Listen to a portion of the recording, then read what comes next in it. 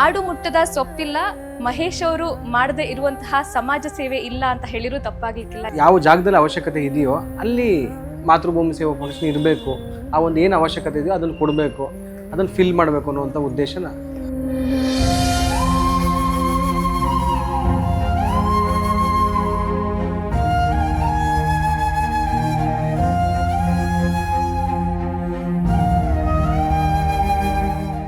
ಅತ್ಯಾಚಾರಕ್ಕೆ ಒಳಪಟ್ಟ ಹೆಣ್ಣು ಮಗಳಿಗೆ ನೀವು LLB ಓದಿಸ್ತೀರಾ ಅನ್ನೋದು.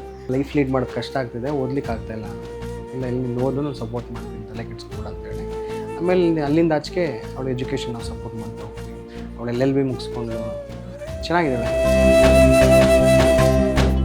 ಕ್ಯಾನ್ಸರ್ ಪೀಡಿತರಿಗೂ ಕೂಡ ಸಹಾಯವನ್ನು ಮಾಡಿದ್ದೀರಾ. ಆ ಮಗುನ ಹೋಗಿ ನೋಡಿದಾಗ ಎಷ್ಟು ಚೆನ್ನಾಗಿದೆ ಗುರು, ಇದಕ್ಕೆ ಕ್ಯಾನ್ಸರ ಅಂತ ಅನ್ಸ್ಬೋದು. ಹಾಗೆ ಸರ್, ನೀವು 1000 ವಿವೇಕಾನಂದ ಅನ್ನೋ ಒಂದು ಕ್ಯಾಂಪೇನ್ ಕೂಡ ಕಂಡಕ್ಟ್ ಮಾಡಿದ್ರಿ. 1000 ಅಂದ್ರೇನು? ಸಾವೇ ಇಲ್ಲನ ಅಥವಾ 1000 ಅಂತ? ವಿವೇಕಾನಂದರ ರೀತಿ ಸಾವಿರಾರು ಜನ ಹುಟ್ಟು ಬನ್ನಿ ಅಂತಲೂ ಆಗತ್ತೆ, ಮತ್ತು ಸಾವೇ ಇಲ್ಲ ವಿವೇಕಾನಂದ ಚಿಂತನೆಗಳಿಗೆ. ಹಾಯ್, ಹಲೋ, ನಮಸ್ಕಾರ. ನೀವು ನೋಡ್ತಾ ಇದ್ದೀರಾ ಸುಮನ್ TV ಕನ್ನಡ. ನಾನು ಅಪೇಕ್ಷಾ ಜೈನ್. ನಾವು ಸ್ಫೂರ್ತಿಗಾಗಿ ಎಲ್ಲೋ ಹುಡುಕೋ ಅವಶ್ಯಕತೆ ಇಲ್ಲ. ನಿಮ್ಮ ಮಧ್ಯೆ ಅದೆಷ್ಟೋ ಜನ ನಿಸ್ವಾರ್ಥ ಅನ್ನೋ ಪದಕ್ಕೆ ಅರ್ಥವಾಗಿ ಬದುಕ್ತಾ ಇದ್ದಾರೆ. ಅಂಥವರಲ್ಲಿ ಒಬ್ಬರನ್ನ ನಾನು ನಿಮಗೆ ಇವತ್ತು ಪರಿಚಯ ಮಾಡಿಸ್ತಾ ಇದ್ದೀನಿ. ಅವರೇ ಮಾತೃಭೂಮಿ ಸೇವಾ ಫೌಂಡೇಶನ್ನ ಸಂಸ್ಥಾಪಕರಾಗಿರುವಂತಹ ಮಹೇಶ್ ಮಾತೃಭೂಮಿ ಅವರು. ಇವರೊಬ್ಬ ವ್ಯಕ್ತಿ ಮಾತ್ರವಲ್ಲ, ಮಹಾನ್ ಶಕ್ತಿ ಅಂತ ಹೇಳಿರೂ ತಪ್ಪಾಗಲಿಕ್ಕಿಲ್ಲ. ಮೊದಲನೇದಾಗಿ ಅವರನ್ನು ವೆಲ್ಕಮ್ ಮಾಡೋಣ. ಸರ್, ಸುಮನ್ TVಯ ಕಾರ್ಯಕ್ರಮಕ್ಕೆ ನಿಮಗೆ ಸ್ವಾಗತ. ಆಡು ಮುಟ್ಟದ ಸೊಪ್ಪಿಲ್ಲ, ಮಹೇಶ್ ಅವರು ಮಾಡದೇ ಇರುವಂತಹ ಸಮಾಜ ಸೇವೆ ಇಲ್ಲ ಅಂತ ಹೇಳಿರೂ ತಪ್ಪಾಗ್ಲಿಕ್ಕಿಲ್ಲ. ಯಾಕಂದರೆ 15 ವರ್ಷಗಳಿಂದ ನಿರಂತರವಾಗಿ ನೀವು ಸಮಾಜ ಸೇವೆಯಲ್ಲಿ ತೊಡಗಿಸ್ಕೊಂಡಿದ್ದೀರಾ. ಒಂದು ಇಡೀ ಹಳ್ಳಿಗೆ ವೈಫೈ ಕನೆಕ್ಷನ್ ಕೊಡಿಸೋದ್ರಿಂದ ಹಿಡಿದು ಅತ್ಯಾಚಾರಕ್ಕೆ ಒಳಗಾದ ಒಂದು ಹೆಣ್ಮಗಳಿಗೆ ಜೀವನವನ್ನು ತೋರಿಸಿಕೊಡುವವರೆಗೂ ಸಾಕಷ್ಟು ಕಾರ್ಯಗಳಲ್ಲಿ ನೀವು ನಿಮ್ಮನ್ನು ತೊಡಗಿಸಿಕೊಂಡಿದ್ದೀರಾ ಸರ್. ಎಲ್ಲವನ್ನು ಒನ್ ಬೈ ಒನ್ ಮಾತಾಡ್ತಾ ಹೋಗೋಣ. ಅದಕ್ಕಿಂತ ಮುಂಚೆ ಮಾತೃಭೂಮಿ ಸೇವಾ ಫೌಂಡೇಶನ್ ಬಗ್ಗೆ ಒಂದಷ್ಟು ಬ್ರೀಫ್ ಆಗಿ ನಮ್ಮ ವೀಕ್ಷಕರಿಗೆ ತಿಳಿಸಿಕೊಡೋದಾದರೆ. ಮೇಡಮ್, ಮಾತೃಭೂಮಿ ಸೇವಾ ಫೌಂಡೇಶನ್ನು 2013ನೇ ಇಸ್ವಿನಲ್ಲಿ ಜನ್ಮ ತಾಳಿದ್ದು. ಅದರ ಉದ್ದೇಶ, ಯಾರು ಅವಶ್ಯಕತೆ, ಯಾವ ಜಾಗದಲ್ಲಿ ಅವಶ್ಯಕತೆ ಇದೆಯೋ ಅಲ್ಲಿ ಮಾತೃಭೂಮಿ ಸೇವಾ ಫೌಂಡೇಶನ್ ಇರಬೇಕು. ಆ ಒಂದು ಏನು ಅವಶ್ಯಕತೆ ಇದೆಯೋ ಅದನ್ನು ಕೊಡಬೇಕು, ಅದನ್ನು ಫಿಲ್ ಮಾಡಬೇಕು ಅನ್ನುವಂಥ ಉದ್ದೇಶನ. ನಾನು ತುಂಬ ಜನ ಕೇಳ್ತಾರೆ, ನಿಮ್ಮ ಆಶ್ರಮ, ನಿಮ್ಮ ಒಂದು ಫೌಂಡೇಶನ್ ಮುಖಾಂತರ ಏನೇನು ಮಾಡ್ತೀರಾ ನೀವು ಅಂತ. ನಂಗೆ ಒಂದು ಕ್ಷಣ ಏನು ಮಾಡ್ತೀವಿ ನಾವು ಅಂತ ಅನಿಸುತ್ತೆ. ಬಿಕಾಸ್ ಅದಕ್ಕೋಸ್ಕರ ನಾನು ಹೇಳೋದೇನೆಂದರೆ, ಎಲ್ಲ ಅವಶ್ಯಕತೆ ಇದೆ ಅನ್ಸೋದು ಅದನ್ನು ಆ ಒಂದು ಕೆಲಸ ಮಾಡುವಂಥ ಸಂಸ್ಥೆನೇ ಮಾತೃಭೂಮಿ ಸೇವಾ ಫೌಂಡೇಶನ್. ಓಕೆ, ನೀವು ಹೇಳಿದಾಗೆ ಮಾತೃಭೂಮಿ ಅಂತ ಹೇಳಿದ ತಕ್ಷಣ ಸಾಮಾನ್ಯವಾಗಿ ಆಶ್ರಮ, ಮಕ್ಕಳಿಗೆ ಒಂದು ಶೆಲ್ಟರ್ ನೀಡ್ತಾರೆ ಅಂತ ಅಂದ್ಕೊಂಡಿರ್ತಾರೆ. ಅದನ್ನು ಹೊರತುಪಡಿಸಿ ಸಾಕಷ್ಟು ನಿರಾಶ್ರಿತರಿಗೆ ನೀವು ಸಹಾಯವನ್ನು ಒದಗಿಸಿದ್ದೀರಾ. ಎಷ್ಟೋ ಜನ ಬೀದಿ ಬದಿ ವ್ಯಾಪಾರಿಗಳಿಗೆ ಅವರಿಗೆ ಸ್ಪೀಕರ್ಗಳನ್ನ ನೀಡೋದಾಗಿರ್ಬೋದು, ಛತ್ರಿಗಳನ್ನ ನೀಡೋದಾಗಿರ್ಬೋದು, ಈ ರೀತಿ ಸಾಕಷ್ಟು ಸೇವೆಗಳನ್ನ ಮಾಡಿದ್ದೀರಾ ಸರ್. ಅದನ್ನು ಒಂದಷ್ಟು ಹೇಳೋದಾದರೆ. ಮೇಡಮ್, ಈಗ ನೀವು ಹೇಳಿದ್ರಿ ಏನು ಮೈಕ್ ಕೊಡುವಂಥದ್ದು ಮತ್ತು ಇನ್ನಿತರ. ಮೇಡಮ್, ಈ ಉದ್ದೇಶ ಇಷ್ಟೇ. ನಾವು ಯಾತಕ್ಕೋಸ್ಕರ ಇದನ್ನೆಲ್ಲ ಮಾಡ್ತಿದ್ದೀವಿ ಅಂದರೆ, ಈಗ ನಮ್ಮ ಕೈಲಿ ಎಲ್ಲ ಶಕ್ತಿ ಇದೆ ಅಂತ ಅಂದ್ಕೊಳ್ಳಿ. ಆ ಶಕ್ತಿನ ಸುಮ್ಮನೆ ಕೇವಲ ನನ್ನ ಮನೆಗೋಸ್ಕರ ಮಾತ್ರ ಯುಟಿಲೈಸ್ ಮಾಡ್ತೀನಿ ಅಂದರೆ ಈ ಒಂದು ಜನ್ಮ ಸಾರ್ಥಕ ಅಂತ ಅನ್ಸ್ಕೊಳ್ಳೋದಂತೆ. ಇದು ನಾನು ಹೇಳ್ತಾ ಇಲ್ಲ ಈ ಮಾತನ್ನ, ಇದು ಹೇಳೋದು ವಿವೇಕಾನಂದರು. ವಿವೇಕಾನಂದರು ಒಂದು ಮಾತು ಹೇಳ್ತಾರೆ, ಮನುಷ್ಯನ ಬಹುತೇಕ ಜನರು ಅವ್ರು ಹೇಳೋದು, ಬಹುತೇಕ ಜನರು ಯಾವ ಥರ ಜೀವನ ನಡೆಸ್ತೀರಂದರೆ, ಚರಂಡಿನಲ್ಲಿರುವಂತಹ ಹುಳ ನಡೆಸುತ್ತಲ್ಲ ಆ ಜೀವನನ ಬಹುತೇಕ ಜನರು ನಡೆಸ್ತಿದ್ದಾರೆ ಸಮಾಜದಲ್ಲಿ ಅಂತ ಹೇಳ್ತಾರೆ. ನಾನೊಂದು ಕ್ಷಣ ಅದನ್ನು ಓದ್ಬಿಟ್ಟು ನಂಗೆ ಆಶ್ಚರ್ಯ ಆಯಿತು, ಏನು ಹಿಂಗೆ ಹೇಳ್ಬಿಟ್ರಲ್ಲ ಇವರು ಅಂತ. ಮುಂದುವರೆದು ಚೆನ್ನಾಗಿ ಹೇಳ್ತಾರೆ ಅವರು. ಅವ್ರು ಹೇಳ್ತಾರೆ, ಚರಂಡಿನಲ್ಲಿರುವಂತಹ ಹುಳ ಊಟ ಮಾಡುತ್ತೆ, ತಿಂಡಿ ತಿನ್ನುತ್ತೆ, ಅದು ತನ್ನ ಮಲಗುತ್ತೆ, ಎದೊಳುತ್ತೆ, ಸಂತಾನೋತ್ಪತ್ತಿ ಕ್ರಿಯೆ ಮಾಡುತ್ತೆ, ಸರಿನಾ? ಒಂದಿನ ಸತ್ತಾಗುತ್ತೆ. ಮನುಷ್ಯ ಏನು ಮಾಡ್ತಾನೆ? ಅವನು ಚಿಕ್ಕವನು ಹುಡ್ತಾನೆ, ಸರಿನಾ? ಅಪ್ಪ ಅಮ್ಮಂಗೋಸ್ಕರ ಅಂತ ಅಪ್ಪ ಅಮ್ಮ ಬೆಳೆಸ್ತಾರೆ ಅವನ್ನ. ತಿರ್ಗಾ ಎಜುಕೇಷನ್ ಮುಗಿಸ್ಕೊತಾನೆ, ಮದುವೆ ಮಾಡ್ಕೊಳ್ತಾನೆ, ತಿರ್ಗಾ ಕೆಲಸ ಹೋಗ್ತಾನೆ, ಕೆಲಸ, ಮಕ್ಕಳು, ತಿರ್ಗಾ ಅವ್ರ ಮಕ್ಕಳು ಕೂಡ ಏನು ಮಾಡ್ತಾರೆ, ಅದೇ ಒಂದು ಸರ್ಕಲ್ ಅಷ್ಟೇ. ಆ ಒಂದು ಸರ್ಕಲ್ ಏನಿದೆಯೋ, ಅಪ್ಪ ಅಮ್ಮ ಮಕ್ಕಳು, ಜವಾಬ್ದಾರಿ, ಕೆಲಸ, ಮನೆ, ಇಷ್ಟೇ ಜೀವನ ಅಂತ ಅನ್ಕೊಬಿಟ್ಟಿದ್ದಾರೆ. ಆದರೆ ಈ ಸಮಾಜದ್ದು ಕೂಡ ಹೊಣೆಗಾರಿಕೆ, ಈ ಸಮಾಜದಲ್ಲಿ ಇರುವಂಥ ನಮ್ಗಳದು ಅನ್ನುವಂಥದ್ದನ್ನ ವಿವೇಕಾನಂದರು ಸ್ಪಷ್ಟವಾಗಿ ಹೇಳ್ತಾರೆ. ನಾನು ಹೇಳೋದೇನೆಂದರೆ, ಸಮಾಜಕ್ಕೋಸ್ಕರನೂ ಕೂಡ ಬದುಕಬೇಕು. ನಿನ್ನ ಮನೆ ಅಂದರೆ ಮನೆ ಬಿಟ್ಬಿಡ್ಬೇಕಾ ಅಂತ ಹೇಳ್ತಾರೆ. ಮನೆಯನ್ನು ಒಂದು ಕೈಯಲ್ಲಿ ಇಟ್ಕೊಂಡು ಸಮಾಜವನ್ನು ಕೂಡ ಒಂದು ಕೈಯಲ್ಲಿ ಇಟ್ಕೋಬೇಕಾಗುತ್ತೆ. ಏಕೆಂದರೆ ಸಮಾಜ ಚೆನ್ನಾಗಿದ್ರೆ ತಾನೇ ನಿನ್ನ ಮನೆಯಲ್ಲಿ ಇದ್ಕೊಂಡು ಕೂಡ ಆರಾಮಾಗಿ ಮನೇಲಿ ಮಲ್ಕೊಳ್ಳಿಕ್ಕೆ ಸಾಧ್ಯ. ಸಮಾಜ ಹೊರಗಡೆ ಎಲ್ಲವೂ ಕೂಡ ತುಂಬ ಹಾಳಾಗ್ಬಿಟ್ಟಿದೆ, ನಿನ್ನ ಮನೆ ಮಾತ್ರ ಚೆನ್ನಾಗಿದೆ, ನಿನ್ನ ಗೇಟ್ ಮಾತ್ರ ಚೆನ್ನಾಗಿದೆ ಅಂದರೆ ಗೇಟ್ ಬಿಟ್ಟು ಹೊರಗಡೆ ಹೋಗಲೇಬೇಕಲ್ಲ. ಹೌದು. ಆ ಒಂದು ಉದ್ದೇಶಕ್ಕೋಸ್ಕರ ಸಮಾಜದ್ದು ಕೆಲಸವನ್ನು ಮಾಡಬೇಕು ಅನ್ನೋ ಉದ್ದೇಶಕ್ಕೋಸ್ಕರ ಮಾತೃಭೂಮಿ ಸೇವಾ ಫೌಂಡೇಶನ್ ಜನ್ಮ ತಾಳ್ತು ಅಂತ ನನ್ನೊಂದು. ಹಾಗೆ ಸರ್, ನೀವು ಸಾವಿರದ ವಿವೇಕಾನಂದ ಅನ್ನೋ ಒಂದು ಕ್ಯಾಂಪೇನ್ ಕೂಡ ಕಂಡಕ್ಟ್ ಮಾಡಿದ್ರಿ. ಸಾವಿರಾರು ವಿದ್ಯಾರ್ಥಿಗಳಿಗೆ, ಸರ್ಕಾರಿ ಶಾಲೆಯ ವಿದ್ಯಾರ್ಥಿಗಳನ್ನು ಅದರಲ್ಲಿ ತೊಡಗಿಸಿಕೊಂಡಿದ್ರಿ ಸರ್. ಆ ಕ್ಯಾಂಪೇನ್ನ ಉದ್ದೇಶವೇನಾಗಿತ್ತು? ಮೇಡಮ್, ಸಾವಿರದ ವಿವೇಕಾನಂದ ಕಾರ್ಯಕ್ರಮದ ಉದ್ದೇಶ ಬಂದು ಸಾವಿರದ, ಕೆಲವರು ತುಂಬ ಜನ ನಾನು ಕೇಳಿದ್ರು, ಏನು ಸಾವಿರದ ಅಂದ್ರೆ ಏನು, ಸಾವೇ ಇಲ್ಲನಾ ಅಥವಾ ಸಾವಿರದ ಅಂತ. ವಿವೇಕಾನಂದರ ರೀತಿ ಸಾವಿರಾರು ಜನ ಹುಟ್ಟು ಬನ್ನಿ ಅಂತಲೂ ಆಗುತ್ತೆ, ಮತ್ತು ಸಾವೇ ಇಲ್ಲ ವಿವೇಕಾನಂದ ಚಿಂತನೆಗಳಿಗೆ. ಹೌದು. ಉದಾಹರಣೆಗೆ ಹೇಳ್ತೀನಿ ಮೇಡಮ್, ನಾನೊಬ್ಬ ಸಾಮಾನ್ಯರಲ್ಲಿ ಸಾಮಾನ್ಯವಾದಂಥ ದಡ್ಡ. ಓಕೆ. ನಾನು ಬುದ್ಧಿವಂತ ಅಲ್ಲ. ನನಗೆ ತುಂಬ, ನನಗೆ ಕ್ಲಾಸಲ್ಲಿ ನಾನು ಹೇಗೆ ಕುಂತ್ಕೊಳ್ತಿದ್ದೆ ಅಂದರೆ ಲಾಸ್ಟ್ ಬೆಂಚು, ನಾನು ಲಾಸ್ಟ್ ಬೆಂಚ್ ಸ್ಟೂಡೆಂಟು. ಅದರಿಂದ ಯಾವುದೋ ಮುರಿದೋಗಿದೆ ಅಂತ ಬೆಂಚ್ ಹಾಕಿರ್ತಾರಲ್ಲ, ಅಲ್ಲೋ ಕುಂತ್ಕೊಳ್ಳಿಕ್ಕೆ ನಾನು ಲಾಯಕ್ಕಾಗಿದ್ದೆ. ಸರಿನಾ? ಅಂಥ ಒಬ್ಬ ಸ್ಟೂಡೆಂಟು ಇವತ್ತೇನೋ ಒಂದಷ್ಟು ಜನ ಮಕ್ಳುಗಳಿಗೆ ನೀವೇನೋ ಮಾತಾಡ್ತಾ ಇರ, ಕರೆದಿರ, ಇಲ್ಲಿ ಕುಣಿಸಿದಿರ, ಮಾತಾಡ್ಸಿರ ಅಂದರೆ ಈ ಒಂದು ಶಕ್ತಿ ತುಂಬಿದವರು ವಿವೇಕಾನಂದರು. ಅಂದರೆ ನನ್ನಂಥ ಒಬ್ಬ ದಡ್ಡನಲ್ಲೂ ಕೂಡ ಶಕ್ತಿ ಇದೆ ಅಂತ ತೋರಿಸ್ಕೊಟ್ಟರು ವಿವೇಕಾನಂದರು. ನನಗೆ ಎಲ್ಲರಿಗೂ ಏನು ಹೇಳಲಿಕ್ಕೆ ಇಚ್ಛೆ ಪಡ್ತೀನಿ ಅಂದರೆ, ನನ್ನಂಥ ಒಬ್ಬ ದಡ್ಡನಲ್ಲೇ ಇಷ್ಟೆಲ್ಲ ಕೆಲಸ ಮಾಡ್ಬೋದು, ನೀವು ಬುದ್ಧಿವಂತರಿದ್ದೀರಪ್ಪ, ನೀವು ಮಾಡ್ರೋ, ವಿವೇಕಾನಂದ ಚಿಂತನೆಗಳನ್ನ ತಗೊಳ್ಳಿ. ಅದನ್ನು ಬಿಟ್ಟು ನೀವು ಯಾವುದೋ ಫಿಲಮ್ಗಳಲ್ಲಿ ಬರುವಂತಹ ಆ್ಯಕ್ಟರ್ಸ್ಗಳು ಅವ್ರವ್ರ ಹೊಟ್ಟೆಪಾಡಿಗೋಸ್ಕರ ಆ್ಯಕ್ಟಿಂಗ್ ಮಾಡ್ತಾ ಇರ್ತಾರೆ. ಪ್ರತಿಯೊಬ್ಬ ಆ್ಯಕ್ಟರ್ಸ್ ಜೀವನ ಕೂಡ ನಾನು ಹೇಳ್ತಿದ್ರು. ನೀವು ಅವರೇ ನನ್ನ ಹೀರೋ ಅಂತ ಅಂದ್ಕೊಬಿಟ್ರೆ, ನನಗೆ ಅವರ ಒಂದು ನಟನೆ ಬಗ್ಗೆ ಗೌರವ ಇದೆ, ಸರಿ, ನಾನು ಅವ್ರನ್ನ ರೆಸ್ಪೆಕ್ಟ್ ಮಾಡ್ತೀನಿ. ಆದರೆ ನನ್ನ ಹೀರೋ ಅವರಲ್ಲ. ನನ್ನ ಹೀರೋ ಯಾರು?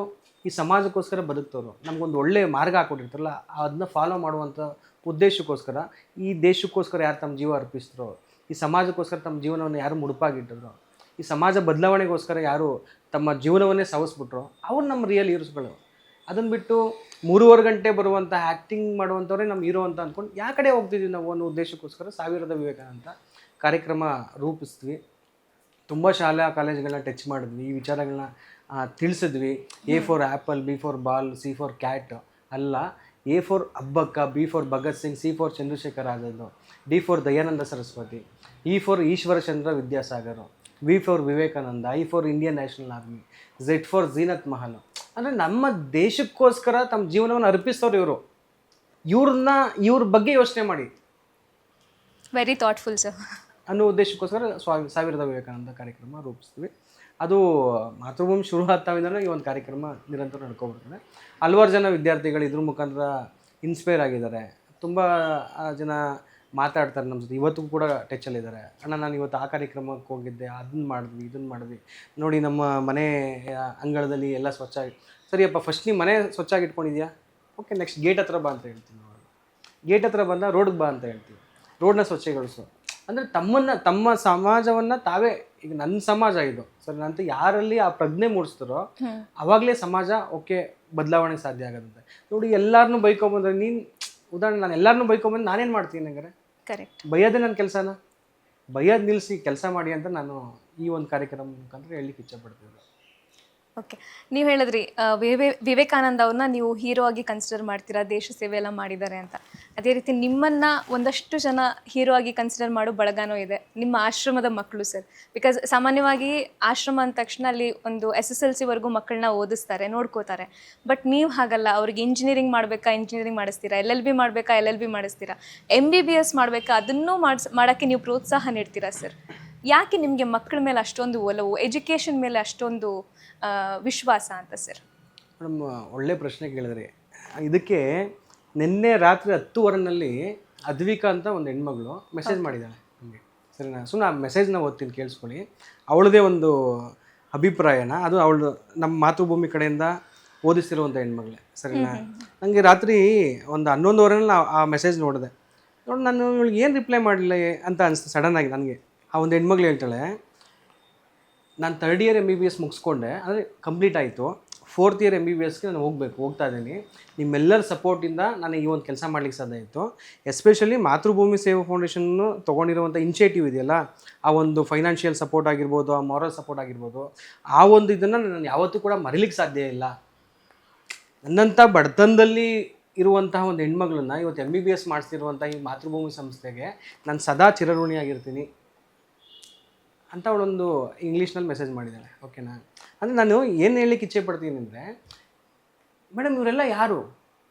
ಇವರೆಲ್ಲ ಈ ಸಮಾಜದ ಆಸ್ತಿ, ಸರಿನಾ?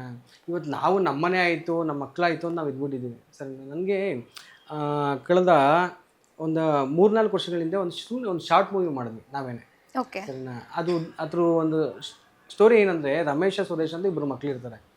ಆ ರಮೇಶ ಅನ್ನೋರು ತುಂಬ ಶ್ರೀಮಂತರು, ಸುರೇಶ್ ಅನ್ನೋ ಹುಡುಗ ತುಂಬ ಬಡತನ. ಈ ಟೈಮಲ್ಲಿ ಅಕ್ಕಪಕ್ಕ ಮನೆ, ಒಂದು ಕಡೆ ನೋಡಿದ್ರೆ ಶೆಡ್ಡು, ಇನ್ನೊಂದು ಕಡೆ ನೋಡಿದ್ರೆ ದೊಡ್ಡ ಬಂಗ್ಲೆ.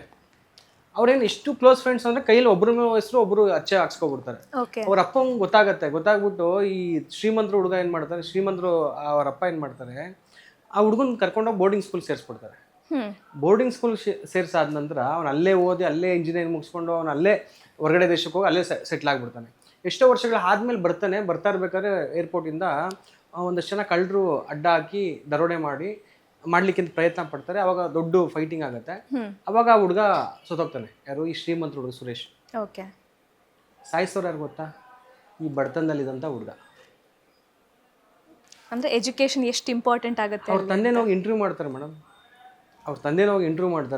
ಹಿಂಗಾಗೋಯ್ತು, ನಿಮ್ಮ ಮನೆ ಪಕ್ಕದಲ್ಲೇ ಇದ್ದ ಹುಡುಗ ಸಾಯಿಸ್ಬಿಟ್ನಲ್ಲ ಅಂತ. ಅದಕ್ಕೆ ಅವ್ರ ತಂದೆ ಹೇಳ್ತಾರೆ, ಸಾಯಿಸಿದ್ದು ಅವನಲ್ಲ, ಆ ಹುಡುಗಲ್ಲ ಸಾಯಿಸಿರೋದು, ನನ್ನ ಮಗ ಸಾಯ್ಲಿಕ್ಕೆ ನಾನೇ ಕಾರಣ ಆಗ್ಬಿಟ್ಟಿನಿ ಅಂತ ಅವ್ರ ಅಪ್ಪ ಹೇಳ್ತಾರೆ. ನನ್ನ ಮಗನ ನಾನೇ ಸಾಯಿಸಿರೋದು ಅಂತ ಹೇಳ್ತಾರೆ. ಸರ್ ಏನು ಹೇಳ್ತೀರಾ ಅಂತ ನಾವು ಪ್ರಶ್ನರೆಲ್ಲ ಕೇಳಿದಾಗ ಹೇಳ್ತಾರೆ, ನಾನು ಕೇವಲ ನನ್ನ ಮಗ ಮಾತ್ರ ಬದುಕಲಿ ಅಂತ, ಚೆನ್ನಾಗಿರಲಿ ಅಂತ ಯೋಚನೆ ಮಾಡಿದೆ. ನಮ್ಮ ಮನೆ ಪಕ್ಕನೇ ಇದ್ದ ಅವನು, ನನ್ನ ಮಗನ ಫ್ರೆಂಡು ಕೂಡ ಅವನು. ನಾನು ಹೋಗ್ತಾ ಬರ್ತಾ, ಏನು ಮಾಡ್ತಿದ್ಯೋ, ಯಾವ ಸ್ಕೂಲಲ್ಲಿ ಓದ್ತಿದ್ಯೋ, ಬುಕ್ಸ್ ಬೇಕೇನೋ, ಪೆನ್ ಬೇಕೇನೋ, ಸುಮ್ಮನೆ ಏನು ಸಣ್ಣ ಪುಟ್ಟ ವಿಚಾರಗಳು ಕೇಳ್ಬಿಟ್ಟಿದ್ರು ಅವನ್ನ. ನನ್ನ ಬೈಕಾದರೂ ಕೂಡ ಅವನೇನೋ ಓದ್ಕೊಳ್ತಿದ್ದ. ನಾನು ಬಿಡು ಸ್ಲಮ್ ಹುಡುಗ, ಬಿಡು ಬಡತನದಲ್ಲಿ ಅವನ ಹುಡುಗ ಅಂತ ಬಿಟ್ಟಾಕೋದಕ್ಕೋಸ್ಕರ ಇವ್ರು ಕೆಟ್ಟವ್ರು ಸವಾಸ ಮಾಡ್ದ. ಈ ಸಮಾಜಕ್ಕೊಂದು ಬ್ಯಾಡ್ ಎಲಿಮೆಂಟ್ ಆಗಿ ಸೃಷ್ಟಿಯಾದ. ಇವತ್ತು ಅವ್ನಿಗೆ ಗೊತ್ತೇ ಇಲ್ಲ ತನ್ನ ಕ್ಲೋಸ್ ಫ್ರೆಂಡ್ ಸಾಯಿಸಿದ್ದೀನಿ ಅಂತ ಅವನಿಗೆ. ಅದಕ್ಕೆ ಕಾರಣ ನಾನೇ ಅಲ್ವಾ? ನನ್ನ ಮಗನ ಸಾಯ್ಲಿಕ್ಕೆ ನಾನೇ ಕಾರಣ ಅಂತೇಳಿ ನಾನು ಹೇಳೋದೇನೆಂದರೆ, ಈ ಒಂದು ವಿಚಾರದ ಮುಖಾಂತರವಾಗಿ ಸುಮ್ಮನೆ ನಾವು ನಮ್ಮ ಯಾರ್ದೋ ಮೇಲೆ ಅಪವಾದನೆ ಹಾಕೋದ್ ಬದಲು ನಂದು ರೆಸ್ಪಾನ್ಸಿಬಿಲಿಟಿ ಏನು ಕರೆಕ್ಟ್ ಅನ್ನೋ ಉದ್ದೇಶ. ನೀವು ಹೇಳಿದ್ರಿ ಇಂಜಿನಿಯರಿಂಗ್ ಮುಗಿಸಿದ್ದಾರೆ, ಡಾಕ್ಟ್ರು ಮುಗಿಸಿದ್ದಾರೆ ಅಂತ. ಮೇಡಮ್, ಇಷ್ಟು ಜನ ಮಕ್ಕಳುಗಳಲ್ಲಿ ಸರಿನಾ, ಅಪ್ಪ ಅಮ್ಮ ಇಲ್ಲಿರೋ ಮಕ್ಕಳಿದ್ದಾರೆ, ಸಿಂಗಲ್ ಪೇರೆಂಟ್ಸ್ ಮಕ್ಕಳಿದ್ದಾರೆ, ತುಂಬ ಬಡತನದಲ್ಲಿರುವಂಥ ಮಕ್ಕಳುಗಳಿದ್ದಾರೆ. ನಾನು ಹೇಳೋದೇನೆಂದರೆ, ಈ ಅಪ್ಪ ಅಮ್ಮ ಇಲ್ಲದ ಹುಡುಗಂದು ಒಂದು ಸ್ಟೋರಿ ಹೇಳ್ತೀನಿ, ಕೇಳಿಸ್ಕೊಳ್ಳಿ. ಆ ಹುಡುಗ ಬಂದು ಅವನು 10th ಮುಗಿಸ್ಕೊಂಡು ನಮ್ಗೆ ಸಿಕ್ಕಿದ್ದು ಕರೋನಾ ಟೈಮ್. ಅದು ಬೆಂಗಳೂರಿಂದ ಚನ್ನಪಟ್ಟಣ ನಡ್ಕೊಂಡ್ಬಂದಿರ್ತಾನೆ. ಬಸ್ ಯಾವುದು ಇರಲಿಲ್ಲ ಅವನಿಗೆ. ಅವ್ರ ಅಜ್ಜಿ ತಿರೋಗಿರ್ತಾರೆ, ಅಪ್ಪ ಅಮ್ಮ ಚಿಕ್ಕದ್ರಲ್ಲೇ ತಿರೋಗಿರ್ತಾರೆ. ಅವ್ರ ಅಜ್ಜಿ ತಿರೋಗ್ತಾರೆ. ಆ ಮನೆ ಓನರ್ ಏನು ಮಾಡ್ತಾರೆ, ನಿಮ್ಮ ಅಜ್ಜಿನೇ 4-5 ತಿಂಗಳಿಂದ ಬಾಡಿಗೆ ಕೊಟ್ಟಿಲ್ಲ, ನೀನೇನು ಕೊಡ್ತೀಯಾ, ಮನೆ ಬಿಟ್ಟು ಹೋಗು ಅಂತ ಕಳಿಸ್ಬಿಡ್ತಾರೆ. ಆ ಹುಡುಗ ಹೋಗಿ ಯಾವುದೋ ಒಂದು ಹೋಟ್ಲಿಗೆ ಸೇರಿಕೊಳ್ತಾನೆ. ಲಾಕ್ಡೌನ್ ಶುರು ಆಗುತ್ತೆ. ಲಾಕ್ಡೌನ್ ಶುರು ಆದಮೇಲೆ ನಾಳಿದ್ದಲ್ಲಿ ಮುಗಿಬೋದು ಅಂತ ಆ ಹೋಟ್ಲು ಓನರ್ ಅಂದ್ಕೊಂಡಿರ್ತಾನೆ. 1 ವಾರ ಆದರೂ ಮುಗಿಯಲ್ಲ. ಅವನಿಗೆ ಹಿಂಗೆ ಕೆಲಸ ಆಗಲ್ಲಪ್ಪ, ಹೋಗ್ಬಿಡು, ನೀನು ನೋಡ್ಕೊಳಕ್ಕಾಗಲ್ಲ ಅಂತ. ಆ ಹುಡುಗ ಏನು ಅಂದ್ಕೊಳ್ತಾನೆ, ಬೆಂಗಳೂರು ಚಿಕ್ಕದಿರ್ಬೋದು, ಮೈಸೂರು ಕಡೆ ಹೋಗ್ಬೋಣ, ಮೈಸೂರು ದೊಡ್ಡದಿರ್ಬೋದು ಅಂತ ಅವನು ಹೋಗ್ತಾನೆ. ಯಾರೋ ಅವ್ರಿಗೆ ಕೇಳ್ಕೊಂಡು ಬರ್ತಾನೆ. ಮೇಡಮ್, ಚನ್ನಪಟ್ಟಣವ್ರಿಗೂ ಕೂಡ ಯಾರೋ ಸಿಕ್ಕಿ ಆ ಹುಡುಗನ್ನ, ರೆಸಾರ್ಟ್ ಓನರು ಸಿಕ್ಕಿ, ನಮ್ಮ ರೆಸಾರ್ಟಲ್ಲಿ ಕೆಲಸ ಮಾಡ್ತೀನಿ ಅಂತ ಎಲ್ಲ ಕೇಳ್ತಾರೆ. ಹೌದು ಮಾಡ್ತೀನಿ. ಅವ್ನು ಚೆನ್ನಾಗಿ ಒಳ್ಳೆ ಕುಕ್ ಅವನು, ಯಾಕೆಂದ್ರೆ ಅವ್ರ ಅಜ್ಜಿಗೆಲ್ಲ ಅಡುಗೆ ಅವನೇ ಮಾಡ್ಕೊಡ್ಬೇಕು. ಅಡುಗೆ ಎಲ್ಲ ಬರುತ್ತೆ ನನಗೆ ಅಂತ. ಸರಿ, ನಮ್ಮ ರೆಸಾರ್ಟಲ್ಲಿ ಕೆಲಸ ಮಾಡೋಬಾ, ಅದು ಇವಾಗಲ್ಲ, ಈಗ ಲಾಕ್ಡೌನ್ ಇದೆ, ಮುಗಿದ್ಮೇಲೆ ಮಾಡೋಬಾ, ನೀನು ಯಾವುದೋ ಒಂದು ಆಶ್ರಮಕ್ಕೆ ಬಿಡ್ತೀನಿ, ನಮ್ಮ ಆಶ್ರಮ ಕರ್ಕೊಂಡು ಬಿಡ್ತಾರೆ. ನಾನು ಲಾಕ್ಡೌನ್ ಟೈಮಲ್ಲಿ ನಾವು ಎಲ್ಲ ಎಷ್ಟು ದಿನ ಲಾಕ್ಡೌನ್ ಇತ್ತು ಅಷ್ಟು ದಿನ ಕೂಡ ನಾವು ಪ್ರತಿಯೊಬ್ಬರು ಕೂಡ ಅಡುಗೆ ಯಾರು ನೀಡಿದೆಯೋ ಅಂಥವ್ರಿಗೆ ಅಡುಗೆ ಮಾಡಿದ್ವಿ, ನಾವೇ ಊಟ ಎಲ್ಲ ತೊಗೊಡ್ತಿದ್ವಿ. ಈ ಹುಡುಗ ನಮ್ಮ ಜೊತೆ ಸೇರಿಕೊಂಡ ಒಂದು ತಿಂಗಳು ನಮ್ಮ ಜೊತೆ ಬೆರೆತ್ಬಿಟ್ಟ ಅವನು. ಆಮೇಲೆ ನನಗೆ ಗೊತ್ತಿರುವಂಥ ಪೊಲೀಸ್ ಸ್ಟೇಷನ್ ಮುಖಾಂತರ ಅವನ್ನ ಹ್ಯಾಂಡ್ ಓವರ್ ಮಾಡೋಣ ಅಂತ ಕರ್ಕೊಂಡೋದೆ. ಮಾಮೂಲಿ ಮಹಿಳಾ ಮತ್ತು ಮಕ್ಕಳ ಕಲ್ಯಾಣಕ್ಕೆ. ಆ ಹುಡುಗ ಹತ್ಬಿಟ್ಟ, ಕಾಲಿಗೆಲ್ಲ ಬಿದ್ದುಬಿಟ್ಟ ಅವನು. ಅಣ್ಣ, ನಾನು ದಯವಿಟ್ಟು ಎಲ್ಲೋ ಕಳಿಸ್ಬೇಡಣ್ಣ, ನನ್ನ ಜೀವನದಲ್ಲಿ ನೀವು ಕೊಟ್ಟಂಥ ಪ್ರೀತಿನ ಯಾರೂ ಕೊಡಲಿಲ್ಲ ಅಣ್ಣ, ಈ 1 ತಿಂಗಳೇ ನಾನು ತುಂಬ ಖುಷಿಯಾಗಿದ್ದು ಅಂತ. ಎಷ್ಟು ನೋವು ಅನುಭವಿಸಿರ್ತಾನೆ ಹುಡುಗ ಹಾಗಾದ್ರೆ. ಈ 1 ತಿಂಗಳ ನಾನು ತುಂಬ ಖುಷಿಯಾಗಿದ್ದು ಅಣ್ಣ, ದಯವಿಟ್ಟು ಕಳಿಸ್ಬೇಡಿ ಅಣ್ಣ, ಪ್ಲೀಸ್ ಅಣ್ಣ ಅಂತ ಕಣ್ಣಲ್ಲಿ ನೀರು ಹಾಕ್ಬಿಟ್ಟ. ನಾನು ಸರಿ ಅಂದ್ಬಿಟ್ಟು ಏನು ಮಾಡಿದೆ, ಒಳಗಡೆ ಹೋದೆ, ಇನ್ಸ್ಪೆಕ್ಟರ್ ಹತ್ರ ಮಾತಾಡಿದೆ. ಇಲ್ಲ, ಈ ಹುಡುಗ ನಾವೇ ಇರಿಸ್ಕೊಳ್ತೀವಿ ಬಿಡಿ ಅಂದ್ಬಿಟ್ಟು ಕರ್ಕೊಂಬಂದು ನಾವು ಇರಿಸ್ಕೊಂಡ್ವಿ. ಅಣ್ಣ, ಏನು ಕೆಲಸ ಕೊಟ್ಟರು ಮಾಡ್ತೀನಿ ಅಂತ. ನಾನು ಅದಕ್ಕೆ ಹೇಳಿದೆ, ಕೆಲಸ ಕೊಡಲ್ಲ ನಿನಗೆ, ಓದಿಸ್ತೀನಿ ಬಾ ಅಂತ ಕರ್ಕೊಂಡೋಗಿ ಆರ್ಟ್ಸ್ಗೆ ಸೇರಿಸೋಣ ಅಂತ ಕರ್ಕೊಂಡ್ವಿ. ಅವ್ನು ನಂಗೆ ಆರ್ಟ್ಸ್ ಬೇಡ, ನಂಗೆ ಸೈನ್ಸ್ ಕೊಡಿಸಿ ಅಂದ. ಸರಿ ಸೈನ್ಸಾ ಓಕೆ ಆಯ್ತು ಕೊಡ್ಸೋಣ ಬಿಡು ಅಂದ್ಬಿಟ್ಟು ನಾನು ನಿಜಕ್ಕೂ ಹೇಳ್ತೀನಿ ಅನುಮಾನದ ಮೇಲೆ ಕೊಡಿಸ್ದೆ ಅವ್ನಿಗೆ. ಯಾಕೆಂದ್ರೆ 350+ ಏನೋ ತೆಗೆದಿದ್ದು ಅಷ್ಟೇ ಅವನು ಓಕೆ 10th. 10th ನೀನು ಓದ್ತೀನೋ ಆಗುತ್ತೇನೋ ಅವಾಗ ನಮ್ಮ ಮೈಂಡಲ್ಲೆಲ್ಲ ಹೆಂಗಿತ್ತು ಅಂದ್ರೆ ಜಾಸ್ತಿ ಸೈನ್ಸ್ ಓದೋರೆಲ್ಲ 500 ಮೇಲೆ ತೆಗಿಬೇಕೇನೋ ಅಂಥವ್ರು ಮಾತ್ರ ಸೈನ್ಸ್ ತಗೊಳ್ಳಿಕ್ಕೆ ಒಂದು ಫಿಟ್ ಇರ್ತಾರೆ ಅಂತ ಅಂದ್ಕೊಂಡೆ. ಇವನು ಹೇಳ್ದ ನಾನು ಕೊಡಿಸೋಣ ಅಂತ. ಬಿಕಾಸ್ ಆಲ್ರೆಡಿ ನಾವು ಒಂದು ಹೆಣ್ಮಗ್ಳಿಗೆ ನಾವು ಸೈನ್ಸ್ ಕೊಡಿಸಿದ್ವಿ. ಅವಳು ಆಲ್ರೆಡಿ ಇಂಜಿನಿಯರಿಂಗ್ ಮಾಡ್ತಿದ್ಲು. ನಾವೇನು ಈ ಕ್ಯಾಂಪೇನ್ ಮಾಡ್ತಿದ್ವಲ್ಲ, ಈ ಕ್ಯಾಂಪೇನಲ್ಲಿ ಎಲ್ಲ ಪರಿಚಯ ಆಗಿದ್ರು, ನಮ್ಮ ಆಶ್ರಮದ ಎಲ್ಲ ದೊಡ್ಡ ದೊಡ್ಡ ಮಕ್ಕಳೆಲ್ಲ ಪರಿಚಯ ಆಗಿದ್ರು ಒಬ್ರಿಗೊಬ್ರು. ಆ ಟೈಮಲ್ಲಿ ಅವಳು ಹೇಳಿದ್ಲಂತ ನೀನು ತೊಗೊಂಡ್ರೆ ಸೈನ್ಸೇ ತಗೋ ಅಂತ. ಅದಕ್ಕೆ ಇವನು ಓಕೆ ನಾನು ಸೈನ್ಸೇ ತೊಗೊಳ್ತೀನಿ ನನಗೆ ಹೇಳ್ದೆ. ನಾನು ಸರಿ ಸೈನ್ಸ್ ಕೊಡಿಸೇ ಬಿಟ್ಟೆ. ಸರಿ ಅವ್ನು ಸೈನ್ಸ್ ತೊಗೊಂಡು ಸೆಕೆಂಡ್ ಇಯರ್ನಲ್ಲಿ ಚೆನ್ನಾಗಿ ಪಾಸ್ ಆದ. ಅದೇ ಒಂದು ಕಾಲೇಜಲ್ಲಿ ನಮ್ಮ ಚನ್ನಪಟ್ಟಣದಲ್ಲಿ ಇರುವಂಥ ಇಂಜಿನಿಯರಿಂಗ್ ಕಾಲೇಜ್ ಸೇರಿಸ್ತೀವಿ. ಇವತ್ತು 4th ಇಯರ್ ಎಲ್ಲ 4 ವರ್ಷ ಕಂಪ್ಲೀಟ್ ಮುಗಿಸ್ಕೊಂಡು ಬೆಂಗಳೂರಿನಲ್ಲಿ ಈಗ ಒಂದು ಕಡೆ ಜಾಬ್ ಮಾಡ್ತಿದ್ದೆ ಇಂಜಿನಿಯರಿಂಗ್ ಮುಗಿಸ್ಕೊಂಡು. ನಾನು ಯಾಕೆ ಹೇಳಿದೆ ಅಂದರೆ ನಾನು ಅವತ್ತು ಬಿಟ್ಬಿಟ್ಟಿದ್ದೀರಿ ಅವನ್ನ. ಹೌದು, ಎಲ್ಲೋ ಯಾವುದೋ ಹೋಟೆಲ್ ಕೆಲಸ ಮಾಡ್ತಿರ್ತಿದ್ದ. ಹೌದಾ? ಕರೆಕ್ಟ್. ಯಾವುದೋ ಒಂದು ಇದ್ರಲ್ಲಿ ಕೆಲಸ ಮಾಡ್ಕೊಂಡು ಏನೋ ಇದು ಮಾಡ್ತಿದ್ದ. ಆದರೆ ಇವನು ಸಮಾಜಕ್ಕೊಂದು ಆಸ್ತಿ ಆಗ್ತಾನೆ ಅಂದ್ಬಿಟ್ಟು ಕರ್ಕೊಂಬಂದವನ್ನ ಸೇರಿಸಿದ್ದು. ಬಿಕಾಸ್ ಯಾಕೆ ಅಂದರೆ ಈ ಜವಾಬ್ದಾರಿ ಇದೆಯಲ್ಲ, ಈ ಜವಾಬ್ದಾರಿ ಸ್ವಾರ್ಥ ಇದ್ದರೆ ಬರಲ್ಲ. ಹೌದು, ನಿಸ್ವಾರ್ಥತೆಯಿಂದ ಯಾರು ಯೋಚನೆ ಮಾಡ್ತಾರೋ ಅಂಥವ್ರಲ್ಲಿ ಮಾತ್ರ ಇದು ಕೊಡೋದು.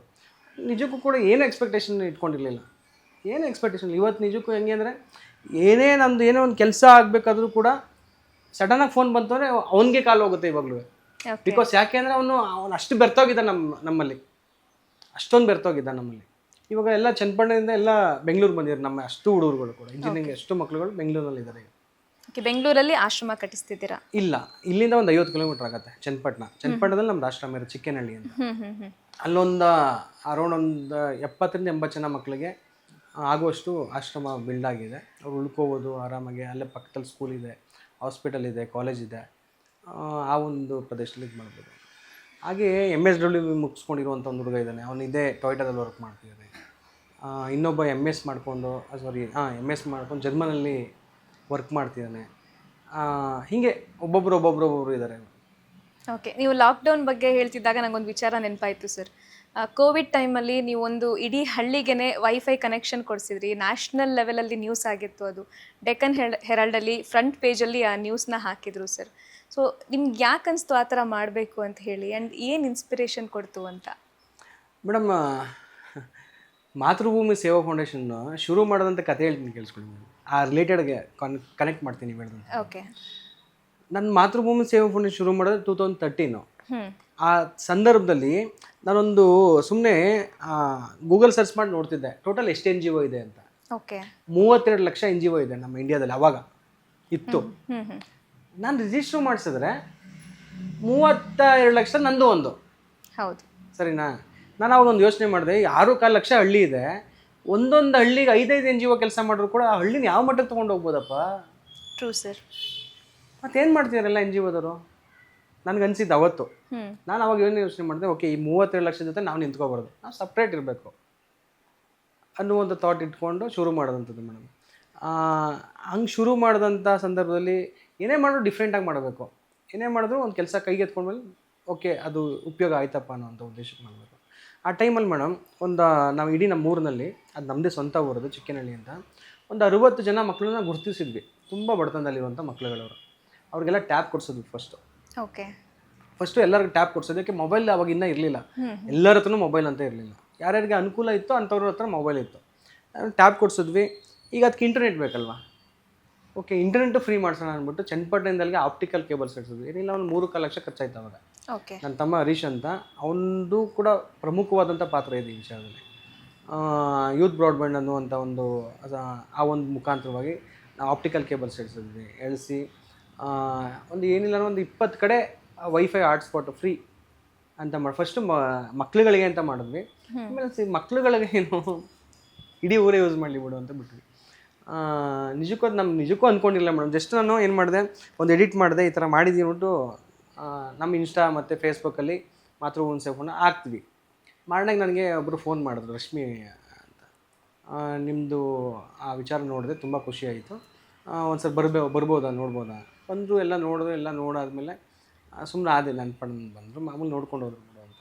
ನಾನೇನು ಅಂದ್ಕೊಂಡಿದ್ದೆ, ಎಲ್ಲ ಮಧ್ಯದಲ್ಲಿ ಯಾವುದೋ ಪೇಜಲ್ಲಿ ಬರ್ಬೋದು ಅಂತ ಸುಮ್ಮನೆ ಆಗಿದ್ದೆ ಅಷ್ಟೇ ಮಾಡಿ. ಓಕೆ, ನನಗೆ ಬೆಳಿಗ್ಗೆ ಒಂದು 6 ಗಂಟೆ 6 ಕಾಲಲ್ಲಿ ನಮ್ಮ ಜಿ ಎಮ್ ಒಬ್ರು ಫೋನ್ ಹಾಕಿದ್ರು, ಬೆಂಗಳೂರಿನಲ್ಲಿ ನಾನು ವರ್ಕ್ ಮಾಡ್ತಿದ್ದಾಗ. ಅವ್ರು ಫೋನ್ ಮಾಡಿಬಿಟ್ಟು, ಮಹೇಶ್ ನಿಂದು ಹೆಜ್ಜೆ ಗುರುತನ್ನ ನೋಡಿದೆ ಇವತ್ತು ನಾನು ಬೆಂಗಳೂರಿನಲ್ಲಿ ಅಂದರು. ನಾನು ಏನು ಹಿಂಗೆ ಅಂತಾರಲ್ಲ ಬೆಳಗ್ಗೆ ಎದ್ಬಿಟ್ಟು ಇವರು. ಸರ್ ಅರ್ಥ ಆಗಲಿಲ್ಲ ಅಂದೆ, ಬಿಕಾಸ್ ಅವ್ರನ್ನ ನಾನು ಕಾಲ್ ಮಾಡಿ 2 ವರ್ಷದ ಮೇಲೆ ಆಗ್ಬಿಟ್ಟಿತ್ತು. ಸರ್ ಅರ್ಥ ಆಗಲಿಲ್ಲ ನನಗೆ ಅಂತ ಹೇಳಿದೆ. ಅದಕ್ಕೆ ನೀನು ಹೆಜ್ಜೆ ಗುರುತು ನೋಡೋದೆ ಕೊಂಡು ಒಂದು ಸ್ಕ್ರೀನ್ಶಾಟ್ ಕಳಿಸಿ ನೋಡು ಅಂದರು. ತೆಗ್ದು ನೋಡಿದ್ರೆ ಈ ಫ್ರಂಟ್ ಪೇಜಲ್ಲಿ ಬಂದಿರೋದಿದೆ. ಯಾಕೆ ಅವ್ರು ಹಂಗಂದ್ರು ಅಂದರೆ, ನಾನು ಒಂದು ಈಸಿ ಕ್ಯಾಬ್ಸಲ್ಲಿ ವರ್ಕ್ ಮಾಡ್ತಿದ್ದೆ ಅಲ್ಲಿ.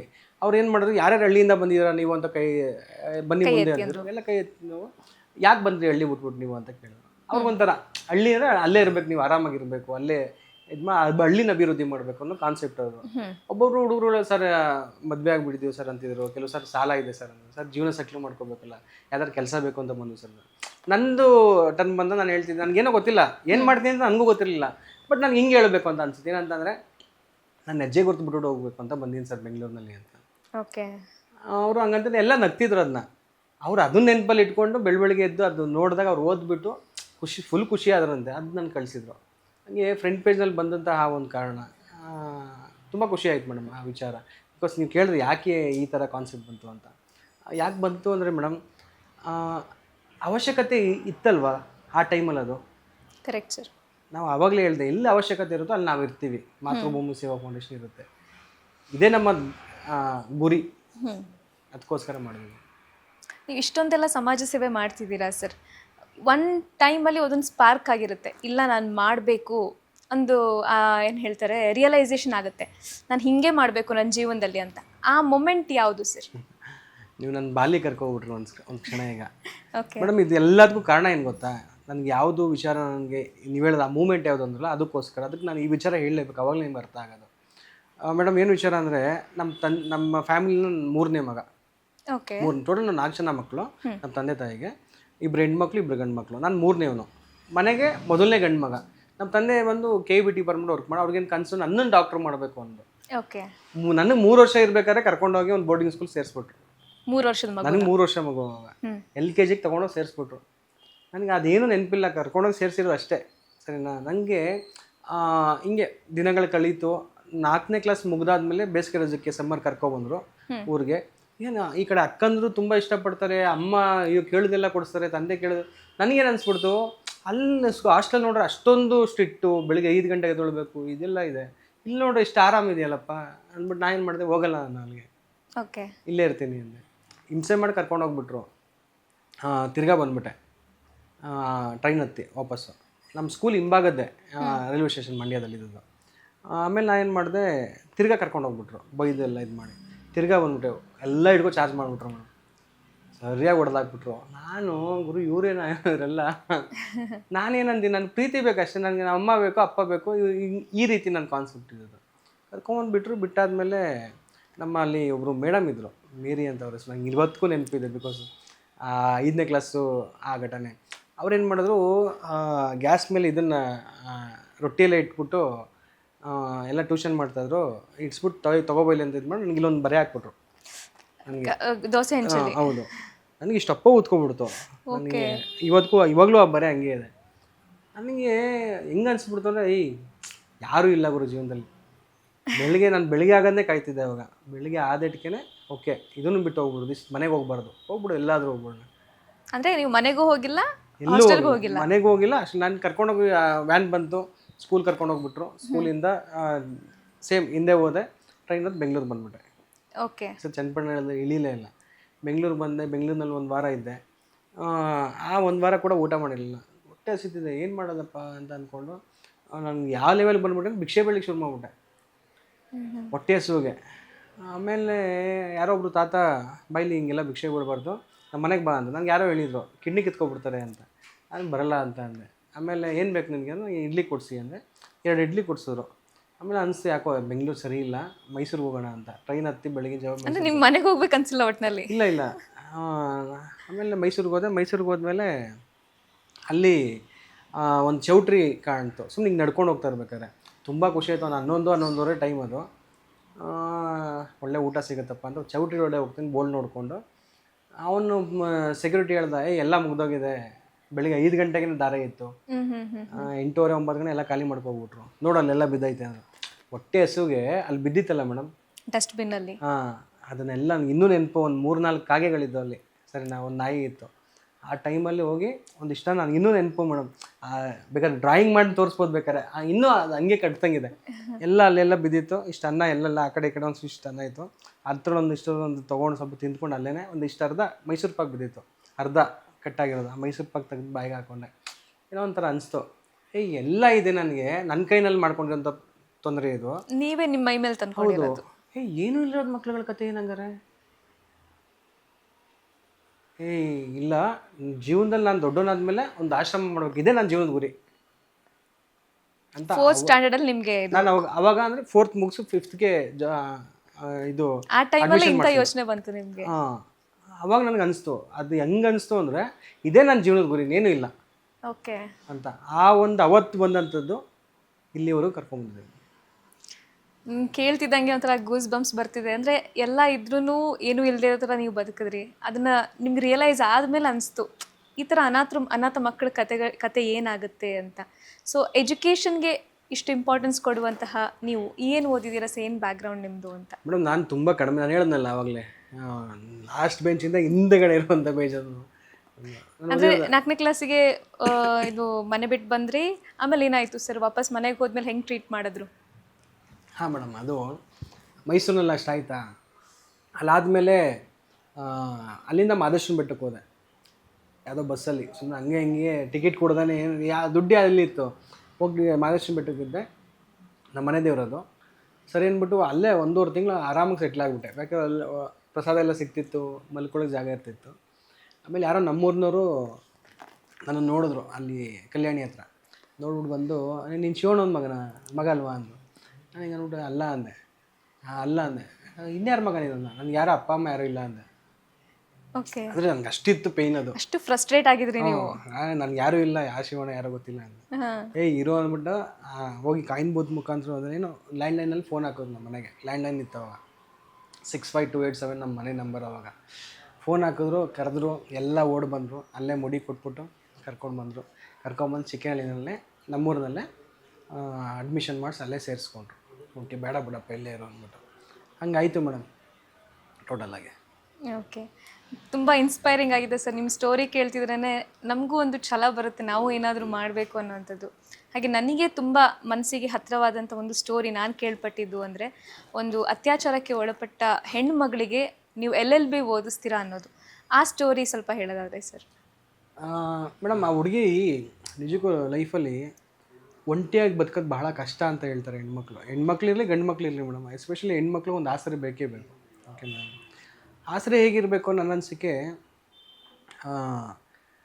ಇವತ್ತಿನ ಕಾಲದಲ್ಲಿ ಹೆಣ್ಮಕ್ಳು ಓದಲೇಬೇಕು, ಅವಳು ಕಾಲ ಮೇಲೆ ನಿಂತ್ಕೊಳ್ಳೇಬೇಕು.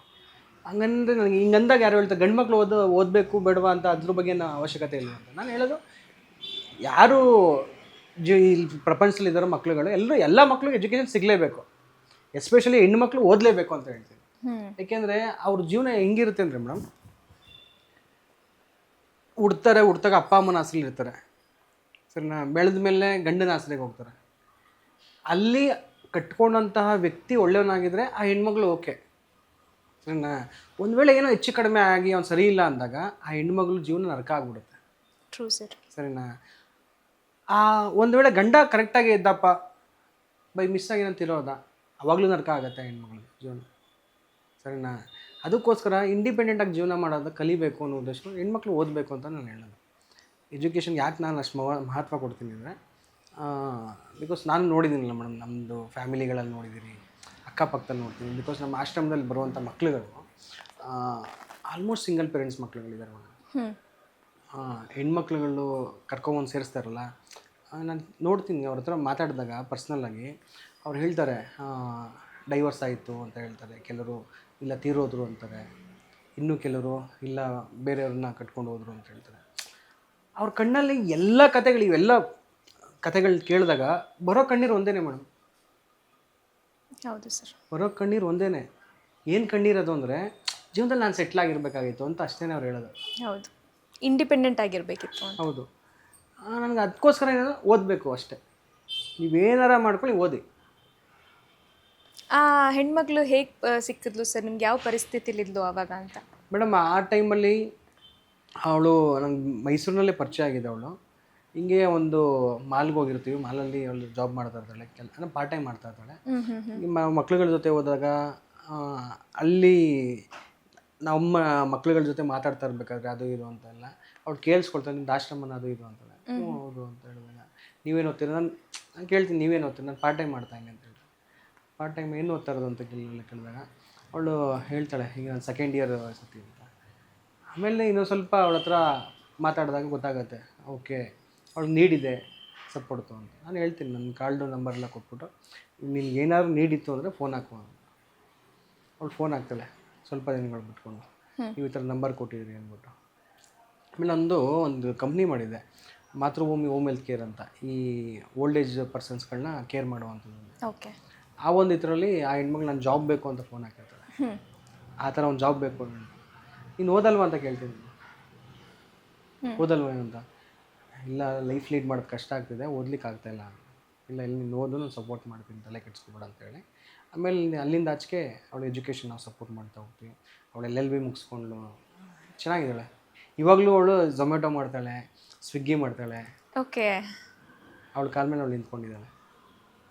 ಬಟ್ ಇನ್ನೊಂದು ವಿಷಯ ಹೇಳಲೇಬೇಕು. ಅವಳು ದುಡ್ದಂಥ ದುಡ್ಡಲ್ಲಿ ಸರಿನಾ, ಪ್ರತಿ ತಿಂಗಳು ನನ್ನ ಕಡೆಯಿಂದ ಇದು ಮಕ್ಳಿಗೆ ಅಂದ್ಬಿಟ್ಟು 500 ರೂಪೀಸ್ ಕಳಿಸ್ತಾಳೆ. ಸೋ ಸ್ವೀಟ್ ಆಫ್ ಆ ಹುಡುಗಿ. ನಾನು ನೀನೇ ಇನ್ನೂ ಸೆಟ್ಲ್ ಆಗಿ ನೀನೇನು ಕಳಿಸ್ತೀಯ, ನಾನು ದುಡ್ದಿರೋ ತೊಗೊಳ್ಳಿ, ಯಾಕೆ ತೊಗೊಳಲ್ವ ನನ್ನ ಹತ್ರ ಅಂತ ಅಂದರೆ ಹೇಳೋಕ್ಕಾಗಲ್ಲ ಮೇಡಮ್. ಅಷ್ಟು ಆ ರೀತಿ ಅಂದರೆ ಕೊಡಬೇಕು ಅನ್ನೋ ಮನೋಭಾವ ಬೇಕು. ನಾನು ತುಂಬ ಜನ ನೋಡ್ತೀನಲ್ಲ, ಇನ್ನೊಬ್ರನ್ನ ಹಾಳು ಮಾಡಬೇಕು ಅಂತಲೇ ನಿಂತಿರ್ತಾರೆ, ಇನ್ನೊಬ್ರು ಹತ್ರ ಕಿತ್ಕೋಬೇಕು ಅಂತ ನಿಂತಿರ್ತಾರೆ.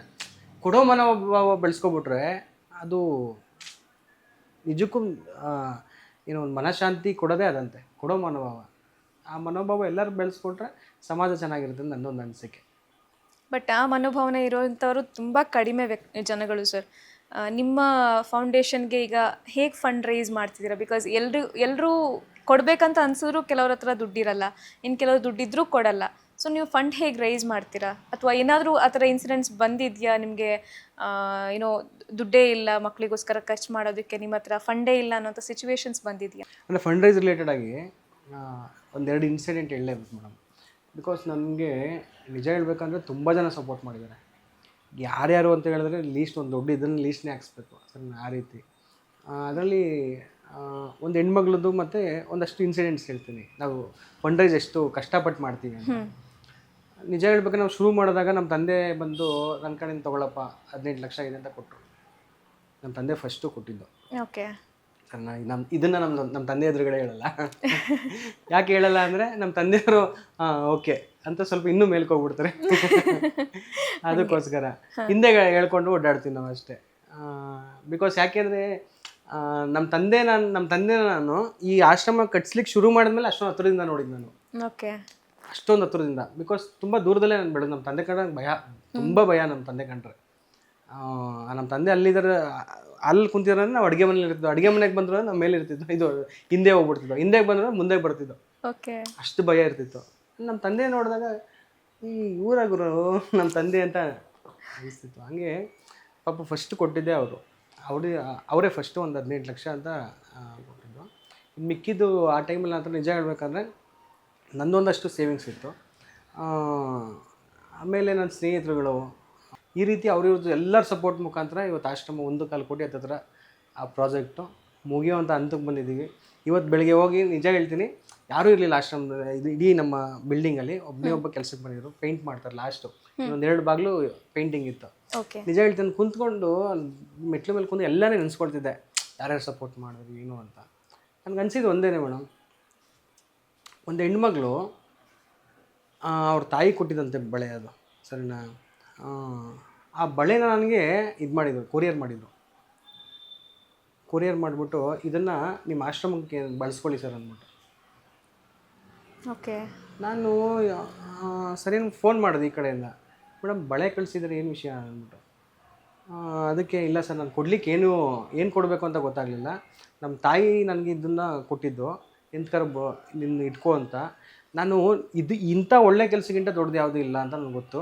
ಅದಕ್ಕೋಸ್ಕರ ಈ ಬೆಳೆ ಕೊಡ್ತಾನೆ ಸರ್, ಬೇರೆ ಏನು ನನ್ನ ಕೈಲಿ ಕೊಡಲಿಕ್ಕಿಲ್ಲ ಸರ್ ಅಂತ. ಆ ಬಳೆನ ನೆನ್ನೆವರೆಗೂ ಕೂಡ ಹಂಗೆ ಇಟ್ಕೊಂಡು ನೆನ್ನೆ ವಾಪಸ್ ಕೊಟ್ಟೆ ಅವ್ರಿಗೆ, ತೊಗೊಳ್ಳಿ ನೀವು ಇಟ್ಕೊಳ್ಳಿ ಅಂತ. ಅವರು ಸರ್ ದಯವಿಟ್ಟು ನಂಗೆ ಬೇಡ ಸರ್ ಅಂತ. ಇಲ್ಲ ಮೇಡಮ್ ನನಗೆ ಯಾಕೋ ಈ ಬಳೆ ಈಸ್ಕೊಂಡು. ಆ ಹುಡುಗಿ ನಿಮ್ಮ ಆಶ್ರಮದಲ್ಲೇ ಅಂದ್ರೆ ಅದರಿಂದ ಇಲ್ಲ ಮೇಡಮ್ ಸೌಲಭ್ಯ ಪಡ್ಕೊಂಡಂತ ಹುಡುಗಿನ? ಏನು ಇಲ್ಲ ಪಾಪ ಅವರು ಒಂದು ವೆಲ್ ವಿಷರ್ ಇರ್ಬೋದು ಅಷ್ಟೇ. ಅವ್ರ ಮಕ್ಕ ನಾನು ನೋಡಿರಲೇ ಇಲ್ಲ, ಅವತ್ತು ನೆನ್ನೆನೇ ನಾನು ನೋಡಿದ್ದು ಅವ್ರನ್ನ. ನಿನ್ನೆ ಅವ್ರು ಕೊಟ್ಬಿಟ್ಟು ಹೇಳಿದೆ, ತುಂಬ ಖುಷಿಯಾಗಿದೆ. ಎಸ್ಪೆಷಲಿ ನಾನು ಯಾರು ಅಂತಲೇ ಗೊತ್ತಿಲ್ಲ ನಿಮಗೆ, ನೀವು ಕಳಿಸಿದ್ದೀರಾ, ಬೇಕಾದ್ರೆ ನೀವು. ಅದು ನಿಮ್ಮ ಸೇವೆ ಎಷ್ಟು ಮಟ್ಟಿಗೆ ತಲುಪಿದೆ ಸರ್, ಎಷ್ಟು ಜನಕ್ಕೆ ಟಚ್ ಆಗಿದೆ ಅನ್ನೋದನ್ನ ತೋರಿಸುತ್ತೆ. ಮೇ ಬಿ ಇರ್ಬೋದು ಮೇಡಮ್. ಹಾಗೆ ಒಂದು 2-3 ಜನ ಇದ್ದಾರೆ ಮೇಡಮ್ ಅವರು ಗೋಲ್ಡ್ ಕಳಿಸಿದಂಥವ್ರು. ಅವ್ರನ್ನ ನೆನೆಸ್ಕೋಬೇಕು ನನ್ನ ಲೈಫಲ್ಲಿ. ಇನ್ನೊಂದು ಹುಡುಗಿ ಇದ್ದಾಳೆ, ಆ ಹುಡುಗಿ ಹ್ಯಾಂಡಿಕ್ಯಾಫ್ಟ್ ಮೇಡಮ್. ಅವಳಿಗೆ ಬರೋದೇ ಒಂದು 10,000 ಬರುತ್ತೆ ಅಷ್ಟೇ, ಗೌರ್ಮೆಂಟ್ ಸ್ಕೂಲ್ ನಮಗೆ. ಪಾಪ ಅವ್ರ ಅಪ್ಪ ಇಲ್ಲ, ಅವ್ರ ಅಮ್ಮನೂ ಕೂಡ ಅವ್ರ ಅಮ್ಮನಿಂದ ದೂರ ಇದ್ದಾಳೆ. ಒಟ್ಟು ಹ್ಯಾಂಡಿಕ್ಯಾಫ್ಟ್ ಅಂತ ಅವ್ರ ಮನೆಯಿಂದ ದೂರ ಇದ್ದಾಳೆ ಅವಳು. ಅವಳೇನೋ ಒಂಥರ ತುಂಬ ಕಂಡಮಾಗಿ ನೋಡ್ತಾರೆ ಅಂತ ಅವಳು ಏನೋ ಒಂದು ಮನಸ್ಸಲ್ಲಿ ನೋವು ಮಾಡ್ಕೊಂಡು ಹೊರಗಡೆ ಇದ್ದಾಳೆ ಅವಳು. ಪಾಪ ಆ ಹುಡುಗಿ ನಮ್ಗೆ ಮಾತೃಭೂಮಿಗೆ ಪ್ರತಿ ತಿಂಗಳು ಸಪೋರ್ಟ್ ಮಾಡ್ತಾಳೆ. ನಾನು ಹೇಳ್ತಿರೋದು ಅವಳಿಗೆ ನಾವು ಸಪೋರ್ಟ್ ಮಾಡಬೇಕು ಅಲ್ವಾ? ಕರೆಕ್ಟ್. ಅಂಥದ್ರಲ್ಲಿ ಆ ಹುಡುಗಿನ ಸಪೋರ್ಟ್ ಮಾಡ್ತಾಳೆ, ಹುಡುಗಿ ಸಪೋರ್ಟ್ ಮಾಡ್ತಾಳೆ ಮೇಡಮ್. ಆ ಹುಡುಗಿ ಪ್ರತಿ ತಿಂಗಳು 800 ರೂಪಾಯಿ ಹಾಕ್ತಾಳೆ ನಮ್ಮ ಆಶ್ರಮದ. ನಾನು ಫೋನ್ ಮಾಡಿ, ಈ ಪುಟ್ಟ ನೀನು ಯಾಕೋ ಆಗ್ತೀಯಾ, ಬಿಡೋ ಬೇಡ, ಬೇರೆಯವ್ರು ಯಾರಾದ್ರೂ ನಾವು ಸಪೋರ್ಟ್ ಕೇಳ್ತೀವಿ. ಇಲ್ಲ ಸರ್, ನಾನು ಇನ್ನೊಂದು ವಿಷಯ ಹೇಳ್ತೀನಿ ಕೇಳಿಸ್ಕೊಳ್ಳಿ. ಅವಳು ಸೇವಿಂಗ್ಸಲ್ಲಿ ಮೊನ್ನೆ 1 ಲಕ್ಷ ಕೊಟ್ಟಳು.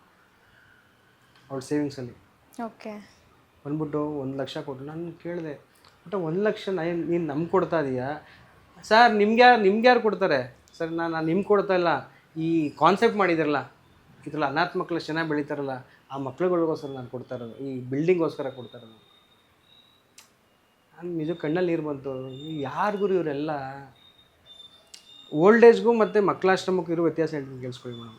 ಓಲ್ಡ್ ಏಜ್ ನಡೆಸಿದ್ರೆ, ಇವತ್ತು ಓಲ್ಡ್ ಏಜ್ ನಾನು ನಡೆಸಿದ್ರೆ ನನ್ನ ಹೆಸರು ಕೂಡ ತುಂಬ ಚೆನ್ನಾಗಿ ಓಡಾಡ್ತಿತ್ತು, ಸರಿನಾ? ಕರೆಕ್ಟ್. ಬಟ್ ಮಕ್ಕಳಾಶ್ರಮ ಮಾಡೋದ್ರಿಂದ ನಮಗೆ ಮಹಿಳಾ ಮತ್ತು ಮಕ್ಕಳ ಕಲ್ಯಾಣ ಇಲಾಖೆಯಿಂದ ತುಂಬ ಟರ್ಮ್ಸ್ ಆ್ಯಂಡ್ ಕಂಡೀಷನ್ಸ್ ಇದೆ. ನೀವು ಮಕ್ಕಳು ಫೋಟೋ ತೋರಿಸೋಂಗಿಲ್ಲ, ಮಕ್ಳಿಗೆ ಊಟ ಇಲ್ಲ ಅಂತ ಎಲ್ಲೂ ಹೇಳೋಂಗಿಲ್ಲ, ಊಟಕ್ಕೆ ಸಪೋರ್ಟ್ ಮಾಡಿ ಅಂತ ಕೇಳೋಂಗಿಲ್ಲ ಅಂತ. ಮಕ್ಕಳಾಶ್ರಮ ನಡೆಸುವಂಥವ್ರು ಪರವಾಗಿ ನಾನು ನಿಮ್ಮ ಒಂದು ಚಾನೆಲ್ ಮುಖಾಂತರ ಹೇಳೋದೇನೆಂದರೆ, ದಯವಿಟ್ಟು ಮಕ್ಕಳಾಶ್ರಮ ಯಾರ್ಯಾರು ನಡೆಸಿದಾರೋ ಅಂಥವ್ರಿಗೂ ಕೂಡ ಸಪೋರ್ಟ್ ಮಾಡಿ. ಬಿಕಾಸ್ ಅವ್ರು ನಿಮ್ಮ ಕಣ್ಮುಂದೆ ಬರೋದಿಲ್ಲ. ಹೌದು ಸರಿನಾ? ಓಲ್ಡ್ ಏಜ್ ಆದರೆ ಎಲ್ಲರೂ ರೆಸ್ಟ್ರಿಕ್ಷನ್ಸ್ ಇರೋದಿಲ್ಲ. ಎಲ್ಲರೂ ತೋರಿಸ್ಬಿಡೋದು, ನೋಡಿ ಇವ್ರ ಕಾಲಿಲ್ಲ, ನೋಡಿ ಇವ್ರ ಕೈ ಇಲ್ಲ, ಇವ್ರ ಜೀವನ ಹಿಂಗಂತೆ, ಇವ್ರ ಜೀವನ ಹಿಂಗಂತೆ. ಎಲ್ಲರ ಮನ್ಸಿಗೂ ಟಚ್ ಮಾಡಿಬಿಡ್ಬೋದು. ನೋಡಪ್ಪ ಇಷ್ಟೆಲ್ಲ ಮಾಡ್ತಾರೆ, ನಾವು ಸಪೋರ್ಟ್ ಮಾಡಬೇಕಪ್ಪ. ಬಟ್ ಮಕ್ಕಳಾಶ್ರಮದವ್ರು ಹಂಗೆ ಮಾಡ್ಲಿಕ್ಕಾಗಲ್ಲ ಮೇಡಮ್. ಯಾಕೆಂದರೆ ಮಕ್ಕಳು ಭವಿಷ್ಯ. ನಾವು ಅವ್ರದ್ದು ಇಡೀ ಜೀವನನ ಗೌರವನ ಹೊರಗಡೆ ಕರೆಕ್ಟ್ ಐಡೆಂಟಿಟಿ ಬಿಟ್ಕೊಡಂಗಿಲ್ಲ. ಆ ಒಂದು ಉದ್ದೇಶಕ್ಕೋಸ್ಕರ ಮಕ್ಕಳಾಶ್ರಮ ನಡೆಸೋದು ತುಂಬ ಕಷ್ಟ ಇದೆ ಮೇಡಮ್. ನಾನು ಹೇಳ್ತೀನಿ ನಿಜಕ್ಕೂ ನಮ್ದು ಆಶ್ರಮ ರನ್ ಮಾಡ್ತೀವಲ್ಲ, ಕಟ್ಸಿದ್ದೀವಲ್ಲ ಇವಾಗ, ಈ ಕಾನ್ಸೆಪ್ಟು ಕಂಪ್ಲೀಟ್ ಆಗ್ಲಿಕ್ಕೆ ಮೇನ್ ಕಾರಣ ಬಂದು ನಮ್ಮ ಜೊತೆ ಇರುವಂತಹ ಪುಣ್ಯಾತ್ಮರಿಂದನೇ ಆಗಿರೋದು. ನಂದು ಏನೂ ಶಕ್ತಿ ಇಲ್ಲ ಮೇಡಮ್. ನಾನು ಹೇಳ್ತೀನಿ, ನಾನು ಝೀರೋ. ಮಹೇಶ್ ಯಾರು ನಾನು ಝೀರೋಪ್ಪ ಅಷ್ಟೇ ಅಂತೀನಿ. ನಂದೇನು ನಿಮ್ಮಲ್ಲಿರೋ ಪಾಸಿಟಿವಿಟಿ ಅವ್ರನ್ನೆಲ್ಲ ನಿಮಗೆ ಸಹಾಯ ಮಾಡೋ ರೀತಿ ಪ್ರೇರೇಪಿಸುತ್ತೆ sir. Because of you only. ನನಗೆ ನಿಮ್ಮ ಹತ್ರ ಮಾತಾಡ್ತಿದ್ದಂಗೆ ಆ ಪಾಸಿಟಿವಿಟಿ ಫೀಲ್ ಆಗುತ್ತೆ. ಬಿಕಾಸ್ ನೀವೆಲ್ಲೂ ಕೂಡ ಅನಾಥ ಮಕ್ಕಳ ಆಶ್ರಮ ಆ ಥರ ಹೇಳ್ತಿಲ್ಲ, ಮಕ್ಕಳ ಆಶ್ರಮ ಅಂತ ಹೇಳ್ತೀರಾ. So that it self shows ನಿಮಗೆ ಮಕ್ಕಳಂದರೆ ಎಷ್ಟು ಪ್ರೀತಿ ಅಂತ. ಮತ್ತು ಈಗ ಒಂದಷ್ಟು ಎಕ್ಸಾಂಪಲ್ಸ್ ಹೇಳಿದ್ರಿ, ಯಾರ್ಯಾರು ಡೊನೇಟ್ ಮಾಡಿದ್ರು, ದೇಣಿಗೆ ಕೊಟ್ಟರು ಅಂತ. ಬಟ್ ಒಂದಷ್ಟು ಎಕ್ಸಾಂಪಲ್ಸ್ ಹೇಗಿರುತ್ತೆ ಅಂದರೆ, ನೀವು ಎಷ್ಟೇ ಸಹಾಯ ಮಾಡಿದ್ರು ಆ ಕೃತಜ್ಞತಾ ಭಾವ ಅನ್ನೋದೇ ಇರೋದಿಲ್ಲ. ನೀವು ನಿಮ್ಮಿಂದ ಎಲ್ಲ ಬೇಕಾಗಿರೋದೆಲ್ಲ ಪಡ್ಕೋತಾರೆ, ನಾಳೆ ದಿನ ನಿಮ್ಮನ್ನೇ ಮರ್ತು ಬಿಡ್ತಾರೆ. ಆ ಥರ ಯಾವುದೋ ಇನ್ಸಿಡೆಂಟ್ಸ್ ಆಗಿದೆಯಾ ಅಂತ? ಮೇಡಮ್ ಹೇಳ್ಬೋದು, ಪಾಪ ಅವ್ನು ನೊಂದ್ಕೋತಾರೆ ನೀವು ವಿಡಿಯೋ ನೋಡಿದ್ರೆ. ಸುಮ್ಮನೆ ಹೇಳೋದು ಬದಲು ಅದ್ರ ಬದಲು ನಾನು ಸುಮ್ಮನೆ ಹೆಸರು ಹೇಳಲ್ಲ, ಹೇಳ್ತೀನಿ. ಒಂದು ಹುಡುಗನ ಓದಿಸಿ ನಾವು ಜರ್ಮನ್ ಕಳಿಸ್ತೇವೆ ಮೇಡಮ್. ಸರಿ, ನಿಜ ಹೇಳ್ತೀನಿ, ಈ ಆಶ್ರಮದ ಕಟ್ಸ್ಬೇಕಾದ್ರೆ ನನಗೆ ತುಂಬ ಕಷ್ಟ ಆಯಿತು. ಸರಿನಾ? ತುಂಬ ಜನ ಗೊತ್ತು. ನಾನು ಪಾಪ ನಮ್ಮ ದೀಪಕ್ ಅವರು ಎಸ್ಪೆಷಲಿ ಎದುರುಗಡೆ ಕುಂತವ್ರಿ ಅಂತ ಅಲ್ಲ, ತುಂಬ ಸರಿ ಫೋನ್ ಮಾಡಿ ಮಾರಲ್ ಸಪೋರ್ಟ್ ಕೊಟ್ಟಿದ್ದಾರೆ. ಈ ತಲೆ ಕೆಡ್ಸ್ಕೊಂಡು ಪಕ್ಕ ಮಾಡ್ತೀರಾ, ಮಾಡಿ. ನಾನೇನೇ ಪಾಪ ಅವ್ರಿಗೆ ನೋವು ಮಾಡಿರ್ಬೋದು. ಎಷ್ಟೋ ಸರಿ ನಾನೇ ಬಿಸಿ ಇರೋ ಟೈಮಲ್ಲಿ ಫೋನ್ ರಿಸೀವ್ ಮಾಡಿರಲ್ಲ. ಅವ್ರು ಮಾತಾಡ್ಲಿಕ್ಕೆ ರೆಡಿ ಇರ್ತಾರೆ, ಬಟ್ ನಾನು ಸರಿ ಯಾಕೆ ಆಯ್ತಾ ಓಕೆ ಯಾಕೆ ಅಂತ ನಾನೇ ಕಟ್ ಮಾಡಿಬಿಟ್ಟಿರ್ತೀನಿ. ಬಿಕಾಸ್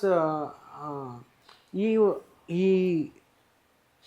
ಏನು ಆಶ್ರಮದ ನಾವು ಕೈಗೆ ಎತ್ಕೊಂಡಲ್ಲ, ತುಂಬ ನೋವುಗಳಾಗಿದೆ. ತುಂಬ ಜನಗಳ ಅನಿಸಿರೋದು ಏನಂದರೆ, ಸಮಾಜ ನಮ್ಮಂಥವ್ರಿಗೆಲ್ಲ ಕೊಡು ಈ ಥರ ಕಾನ್ಸೆಪ್ಟ್ ಇಟ್ಕೊಂಡಿರೋಲ್ಲ. ಅದನ್ನು ಒಂದು ಎಣ್ಣೆ ಅಂಗಡಿ ಇಡ್ತೀನಿ ಅಂದರೆ ಸಪೋರ್ಟ್ ಮಾಡ್ತಾರೆ, ಬಂದರೂ ಪಾರ್ಟಿ ಕೊಡ್ತೀನಿ ಅಂದರೆ ಸಪೋರ್ಟ್ ಮಾಡ್ತಾರೆ. ಸರಿನಾ? ಮಾಡಬಾರ್ದು ಕೆಲಸ ಮಾಡ್ತೀನಿ ಅಂದರೆ ಸಪೋರ್ಟ್ ಕೊಡೋದು ತುಂಬ ಜನ ಇದ್ದಾರೆ. ಆದರೆ ಒಳ್ಳೆ ಕೆಲಸದಲ್ಲಿ ಮಾಡ್ತಿದ್ದೀವಿ ಸಪೋರ್ಟ್ ಮಾಡೋರು ಕಾಲೆಳಿಯವರೇ ತುಂಬ ಜನ ಜಾಸ್ತಿ ಇದೆ. ಒಂದು ಪಾರ್ಟಿಲಿ ಖರ್ಚಾಗೋಷ್ಟರಲ್ಲಿ ಅರ್ಧ ದುಡ್ಡನ್ನು ಒಂದೇಡಿಗೆ ಕೊಡಲ್ಲ. ಹಾಂ ಮೇಡಮ್, ನಾನು ಸಿಂಪಲ್ ಕಾನ್ಸೆಪ್ಟ್ ಮಾಡಿದ್ದೀವಿ ಮೇಡಮ್. ಬರೀ 5,000 ರೂಪಾಯಿ ಕೊಡಿ ಅಷ್ಟೇ, ನಾನು ಜಾಸ್ತಿ ಕೇಳಲ್ಲ ನಿಮ್ಮ ಹತ್ರ. 5,000 ರೂಪಾಯಿ ಕೊಡಿ ಸಾಕು ನಮ್ಮ ಆಶ್ರಮಕ್ಕೆ ಅಂತ, ವರ್ಷಕ್ಕೆ ಒಂದ್ಸರಿ ಕೊಡಿ ಸಾಕು, ಸರಿನಾ? ನಿಮ್ಗೆ ಏನು ಅಂದ್ಕೊಳ್ತೀರೋ ನಾವು ರಿಸಲ್ಟ್ ಕೊಡ್ತೀವಿ. ನಮ್ಮ ಹತ್ರ ಅಷ್ಟು ಇದೆ ಮೇಡಮ್. 8 ಜನ ಇಂಜಿನಿಯರಿಂಗ್ ಮಾಡಿಸಿದ್ದೀವಿ ಮೇಡಮ್. ಒಂದು ಹುಡುಗನ ಕತೆ ಹೇಳ್ತಿದ್ರಿ. 8 ಜನ ಇಂಜಿನಿಯರಿಂಗ್ ಮಾಡಿಸಿದ್ದೀವಿ. ಅರ್ಥ ಆಯ್ತು? ನಮ್ಮ ಮಕ್ಳುಗಳು ಇರೋದು. ಒಬ್ಬರು MBBS ಮಾಡ್ತೀವಿ. ಸೊ ಈ ವರ್ಷ ಮುಗಿದವನು 4th ಇಯರ್ ಅವ್ರು ಕಂಪ್ಲೀಟ್ ಆಲ್ಮೋಸ್ಟ್, ಸರಿನಾ? ಅಂದರೆ 3 ಜನ LLB ಮಾಡಿಸಿರೋ ಇದ್ದಾರೆ, MHW ಮಾಡಿಸಿದ್ದೀವಿ, ಜರ್ನಲಿಸಮ್ ಓದಿಸಿದ್ದೀವಿ. ನಮ್ಮ ಹತ್ರ ರಿಸಲ್ಟ್ ಇದೆ, ಸಪೋರ್ಟ್ ಮಾಡ್ರು ಅಂತ ಕೇಳ್ತೀವಿ ಮೇಡಮ್ ಅಷ್ಟೇ. ಅನ್ನ ಇಲ್ಲ ದಯವಿಟ್ಟು ಸಪೋರ್ಟ್ ಮಾಡಿ ಅಂತ ನಮ್ಮ ಅಪ್ಪನಾಣೆ ಬಂದು ಕೇಳಲ್ಲ ಮೇಡಮ್. ಎಜುಕೇಶನ್ಗೋಸ್ಕರ. ಹೌದು ಮೇಡಮ್, ನಿಜ ಹೇಳ್ತೀನಿ. Because ರೇಷನ್ಗೂ ಕೂಡ ಕಷ್ಟ ಇರುತ್ತೆ ನಮಗೆ. ಹೌದು, ಯಾಕಂದ್ರೆ ಈಗ ಕಿಂಡರ್ ಗಾರ್ಟನ್ ಸೇರಿಸೋದನ್ನೇ ಲಕ್ಷಾಂತರ ರೂಪಾಯಿ ಕೊಡಬೇಕು ಸ್ಕೂಲ್ಗಳಿಗೆ. ಅಂಥದ್ರಲ್ಲಿ ನೀವು ಆ ಲೆವೆಲ್ಗೆ MBBS ಅಂತೂ ಸಿಕ್ಕಾಪಟ್ಟೆ ಖರ್ಚಾಗುತ್ತೆ. MBBS, ಇಂಜಿನಿಯರಿಂಗು, LLB ಅಂತವೆಲ್ಲ ಅದನ್ನೆಲ್ಲ ಓದಿಸೋದಕ್ಕೆ ಲಕ್ಷಾಂತರ ರೂಪಾಯಿ ಬೇಕೇ ಬೇಕಾಗುತ್ತೆ. ನಾನು ಓಪನ್ ಆಗಿ ಹೇಳ್ತೀನಿ ಮೇಡಮ್, ಅವಳದು ಒಂದು ವರ್ಷಕ್ಕೆ 1,80,000 ರೂಪಾಯಿ ಬರುತ್ತೆ MBBSಗೆ, ಸರಿನಾ? ಅವಳದು ಇರೋದು ನೀಟ್ ಎಕ್ಸಾಮ್ ಗೌರ್ಮೆಂಟ್ ಸೀಟ್ ಆಗಿರೋದು ಅವಳಿಗೆ 1,80,000 ಬರುತ್ತೆ ಅವಳಿಗೆ. ಓಕೆ. ಆ ಹುಡುಗಿಗೆ ತಾಯಿ ಬಂದು ಟೈಲರಿಂಗ್ ಮಾಡ್ತಾರೆ, ತಂದೆಗೆ ಹುಷಾರಿಲ್ಲ ಮೇಡಮ್, ಸರಿನಾ? ತಂದೆ ಏನೂ ಕೆಲಸ ಮಾಡೋಕ್ಕಾಗಲ್ಲ ಪಾಪ ಅವ್ರ ಕೈಲಿ. ತಾಯಿ ಅವ್ರ ಜೀವನ ನಡೆಸೋದೇ ಕಷ್ಟ ಆಗಿರುತ್ತೆ. ನಾನು ಆ ಹುಡುಗಿ ಯಾಕೆ ಸಪೋರ್ಟ್ ಮಾಡ್ತಾಯಿನಿ ಅಂತ ಹೇಳ್ತೀನಿ, ಕೇಳಿಸ್ಕೊಳ್ಳಿ ಮೇಡಮ್. ಆ ಹುಡುಗಿ ನಮ್ಮನ್ನು ಕಾಂಟ್ಯಾಕ್ಟ್ ಮಾಡ್ತು ನಾನೇ ಇಗ್ನೋರ್ ಮಾಡಿಬಿಟ್ಟಿದ್ದೆ. ಓಕೆ. ತುಂಬ ಜನ ಮಾಡ್ತಾರೆ ಬಿಡು ಅಂತ. ನಾನು ಹಿಂಗೆ ಕುಂತ್ಕೊಂಡು ಅಂದ್ರೆ ಏನಂತ ಕಾಂಟ್ಯಾಕ್ಟ್ ಮಾಡಿದ್ರು ನಿಮ್ಮನ್ನ? ನಾನು MBBS ಓದಬೇಕು, ಹೆಲ್ಪ್ ಮಾಡಿ ಅಂತ? ನಾನು ಈ ಥರ 10th ಲಿಸ್ಟ್ ತೆಗ್ದಿದ್ದೀನಿ, ಈ ಥರ ಇದೆ ಅಂತ ಕಾಂಟ್ಯಾಕ್ಟ್ ಮಾಡಿದ್ರು. ನಾನು ಬಿಡು ಅಂತ ಸುಮ್ಮನೆ ಆಗ್ಬಿಟ್ಟಿದ್ದೆ. ಆಮೇಲೆ ಕಾಂಟ್ಯಾಕ್ಟ್ ಮಾಡಿದ್ರು. ನನ್ನ ಮನಸ್ಸಿಗೆ ಏನು ಅನಿಸ್ತು, ಈ ಹುಡುಗಿ ಅಷ್ಟು ದಿನದಿಂದ ಫೋನ್ ಮಾಡ್ತಿದ್ದೆ, ನಿನ್ನ ಕೈಲಿ ಆಗುತ್ತೆ, ಕೆಪಾಸಿಟಿ ಇದೆ, ಬಟ್ ನೀನು ಯಾಕೆ ಮಾಡ್ತಾ ಇಲ್ಲ, ನನ್ನಲ್ಲಿ ನಾನು ಪ್ರಶ್ನೆ ಹಾಕೊಂಡೆ. ಆಮೇಲೆ ಫೋನ್ ರಿಸೀವ್ ಮಾಡಿದೆ, ಮಾತಾಡಿದೆ, ಎಲ್ಲ ಮಾತಾಡಿದ್ರೆ ಹುಡುಗಿಗೆ ಹೇಳಿದೆ. ಓಕೆ, ಅವಳದೆಲ್ಲ ಕೇಳಿಕೊಂಡೆ, ಇಷ್ಟ ಇದೇ ವಿಚಾರ, ಓಕೆ ಮಾಡೋಣ ಮೇಡಮ್. ಇವತ್ತು ನಾವು ಫಂಡ್ ರೈಸಿಂಗ್ ಇಳ್ಕೊಂಡ್ವಿ. ಫಂಡ್ ರೈಸ್ ಇಳಿದ್ರೆ ಮಾರನೆಗೆ ಎಲ್ಲ ಫಂಡ್ ರೈಸ್ ಆಯಿತು. ಅವ್ಳು ಕರ್ಕೊಂಡು ಅಡ್ಮಿಷನ್ ಮಾಡಿಸಿದ್ವಿ, ಎಲ್ಲ ಆಯಿತು. 2nd ಇಯರ್ ಮುಗೀತು, MBBS ಆಯಿತು. ಈ 4th ಇಯರ್ಗೆ ಬಂದಿದ್ದಾಳೆ. ಓಕೆ. ಆಮೇಲೆ ಎಷ್ಟು ಪಾಸಿಟಿವ್ ಆಗಿದ್ದಾಳೆ ಹುಡುಗಿ ಅಂದರೆ, ನನಗೆ ಎಷ್ಟೋ ಸರಿ ನಾನೇ ಬೇಜಾರಾಗಿರೋ ಟೈಮಲ್ಲಿ, ಸರ್ ನೀವು ಬೇಜಾರಾಗಿದ್ದೀರಾ, ಖುಷಿಯಾಗಿರೋರು ನೀವು ಅಂತ ಪಾಪ ಅವಳು ನನಗೆ ಮೋಟಿವೇಟ್ ಮಾಡಲಿಕ್ಕೆ ಪ್ರಯತ್ನ ಮಾಡಿದೆ. ಹಂಗೆ ನನ್ಗೆ ಆಲ್ಮೋಸ್ಟ್ ನಮ್ಮ ಮಾತೃಭೂಮಿನಲ್ಲಿ ಇರೋಂಥವ್ರು ಎಲ್ಲರಿಗೂ ಕೂಡ ಹುಡುಗಿ ಗೊತ್ತು. ಅವರೆಲ್ಲರೂ ತುಂಬ ಜನ ಸಪೋರ್ಟ್ ಮಾಡಿದ್ರು ಮೇಡಮ್. ನಾನು ನೋಡಿದೆ, ನಾನು ಯಾರು ಗುರು, ನಾನೊಬ್ಬ ಬಚ್ಚ ಅಂತ ಅನ್ಸುತ್ತೆ. ನಾನೊಬ್ಬ ಬಚ್ಚ, ಇನ್ನೂ ಈ ಸಮಾಜದ ಕಣ್ಣು ಕಂಡಿರೋದಂಥ ಧೂಳು ನನ್ನನ್ನು ನಾನು ಅಂದ್ಕೊಳ್ಳೋದು. ಕಣ್ಣು ಕಂಡಿರೋ ಧೂಳು ಗುರು, ನನ್ನಲ್ಲೂ ಶಕ್ತಿ ಇದೆ ಅಂತ ಪ್ರೂವ್ ಮಾಡಿಸಿದ್ರು ಯಾರು? ವಿವೇಕಾನಂದರು. ಎಲ್ಲ 1000 ವಿವೇಕಾನಂದ ಕಾರ್ಯಕ್ರಮದಲ್ಲಿ ಹೇಳೋದಿದ್ದು, ನನ್ನಂಥ ಒಬ್ಬ ಸಾಮಾನ್ಯ ವ್ಯಕ್ತಿನಲ್ಲಿ ಇದು ಮಾಡ್ತೀನಿ, ನೀವೇನೇನೋ ಶಕ್ತಿ ಬೇಕು, ಅದು ಇದು. ನಾನು ಯಾರ್ದೋ ಶೇಕ್ಸ್ಪಿಯರ್ದು ಅವ್ರದ್ದು ಓದ್ತೀನಿ, ಇನ್ನೊಬ್ರದ್ದು ಯಾರ್ದೋ ಓದ್ತೀನಿ, ಇನ್ನೊಂದು ಯಾರನ್ನೂ ಓದಬೇಡಿ. ಸಾಧ್ಯ ಆಯ್ತಾ ಕಾಲ್ ಟು ದಿ ನೇಷನ್ ಬುಕ್ ಓದಿ, ನಾಡಿಗೆ ಕರೆ ಅಂತ ವಿವೇಕಾನಂದ ಪುಸ್ತಕ ಇದೆ ಮೇಡಮ್. ನನ್ನನ್ನು ಬದಲಾಯಿಸಿದೆ ಅದು. ಕೊಲಂಬೋದಿಂದ ಆಲ್ಮೂರ್ ಅಂತ ಒಂದು ಪುಸ್ತಕ ಇದೆ ಮೇಡಮ್, ನನ್ನನ್ನು ಬದಲಾಯಿಸಿದೆ ಅದು. ಎಂಥ ಶಕ್ತಿ ತಂದು ಕೊಡ್ತಾರೆ ಗೊತ್ತಾ madam Vivekananda. Fund raising capacity ಅವರು ಐಡಿಯಾಸ್ ಕೊಡ್ತಾರೆ, ಹಿಂಗೆ ಮಾಡ್ಬೋದು ನೋಡಿ ಏನು ಅಂತ. ಓಕೆ. ಅವ್ರು ಹೇಳ್ತಾರೆ, ಸಮಾಜ ಸುಮ್ಮನೆ ಒಪ್ಕೊಳ್ಳೋಲ್ಲ ನಿನ್ನನ್ನು, ಫಸ್ಟ್ ನೀನು ನೋಡಿ ಆಡ್ಕೊಳ್ಳುತ್ತೆ. 2ನೇ ಸರಿ ನಿನ್ನನ್ನು ಚೇಷ್ಟೆ ಮಾಡ್ಲಿಕ್ಕೆ ಬರುತ್ತೆ. 3ನೇ ಸರಿ ನಿನ್ಗೆ ಹೊಡಿಲಿಕ್ಕೂ ಬರ್ಬೋದು.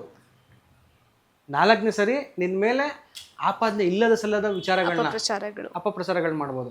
ಇಷ್ಟು ಮಾಡಾದ್ಮೇಲೆ ನೆಕ್ಸ್ಟ್ ನಿಂಗೆ ಸನ್ಮಾನನೇ ಮಾಡೋದವರು. Correct sir. ಅರ್ಥ ಆಯ್ತು? ಇಷ್ಟು ಕೂಡ ಒಬ್ಬ ವ್ಯಕ್ತಿ ವಿರುದ್ಧವಾಗಿ ಬಳಸ್ತಾರಂತೆ. ಆಮೇಲೆ ಅದೇ ಬೇಕಾದ್ರೆ ಇನ್ನೊಂದು ಹೇಳ್ತಾರೆ ಮೇಡಮ್, ಭಾರತೀಯರಿಗೆ ಹೇಳುವಂಥ ಮಾತದು. ಈ ಭಾರತೀಯರಿಗೆ ಒಂದು ಸಂಸ್ಥೆಯನ್ನು ಕಟ್ಟಿಬಿಟ್ಟು ಅದನ್ನು 100 ವರ್ಷಗಳ ಕಾಲ ತೊಗೊಂಡೋಗುವಂಥ ಕೆಪಾಸಿಟಿ ಇಲ್ಲ ಅಂತ ಹೇಳ್ತಾರೆ. ಬಹುತೇಕ ಕಡಿಮೆ ಜನಕ್ಕೆ ಮಾತ್ರ ಇದೆ ಅದು.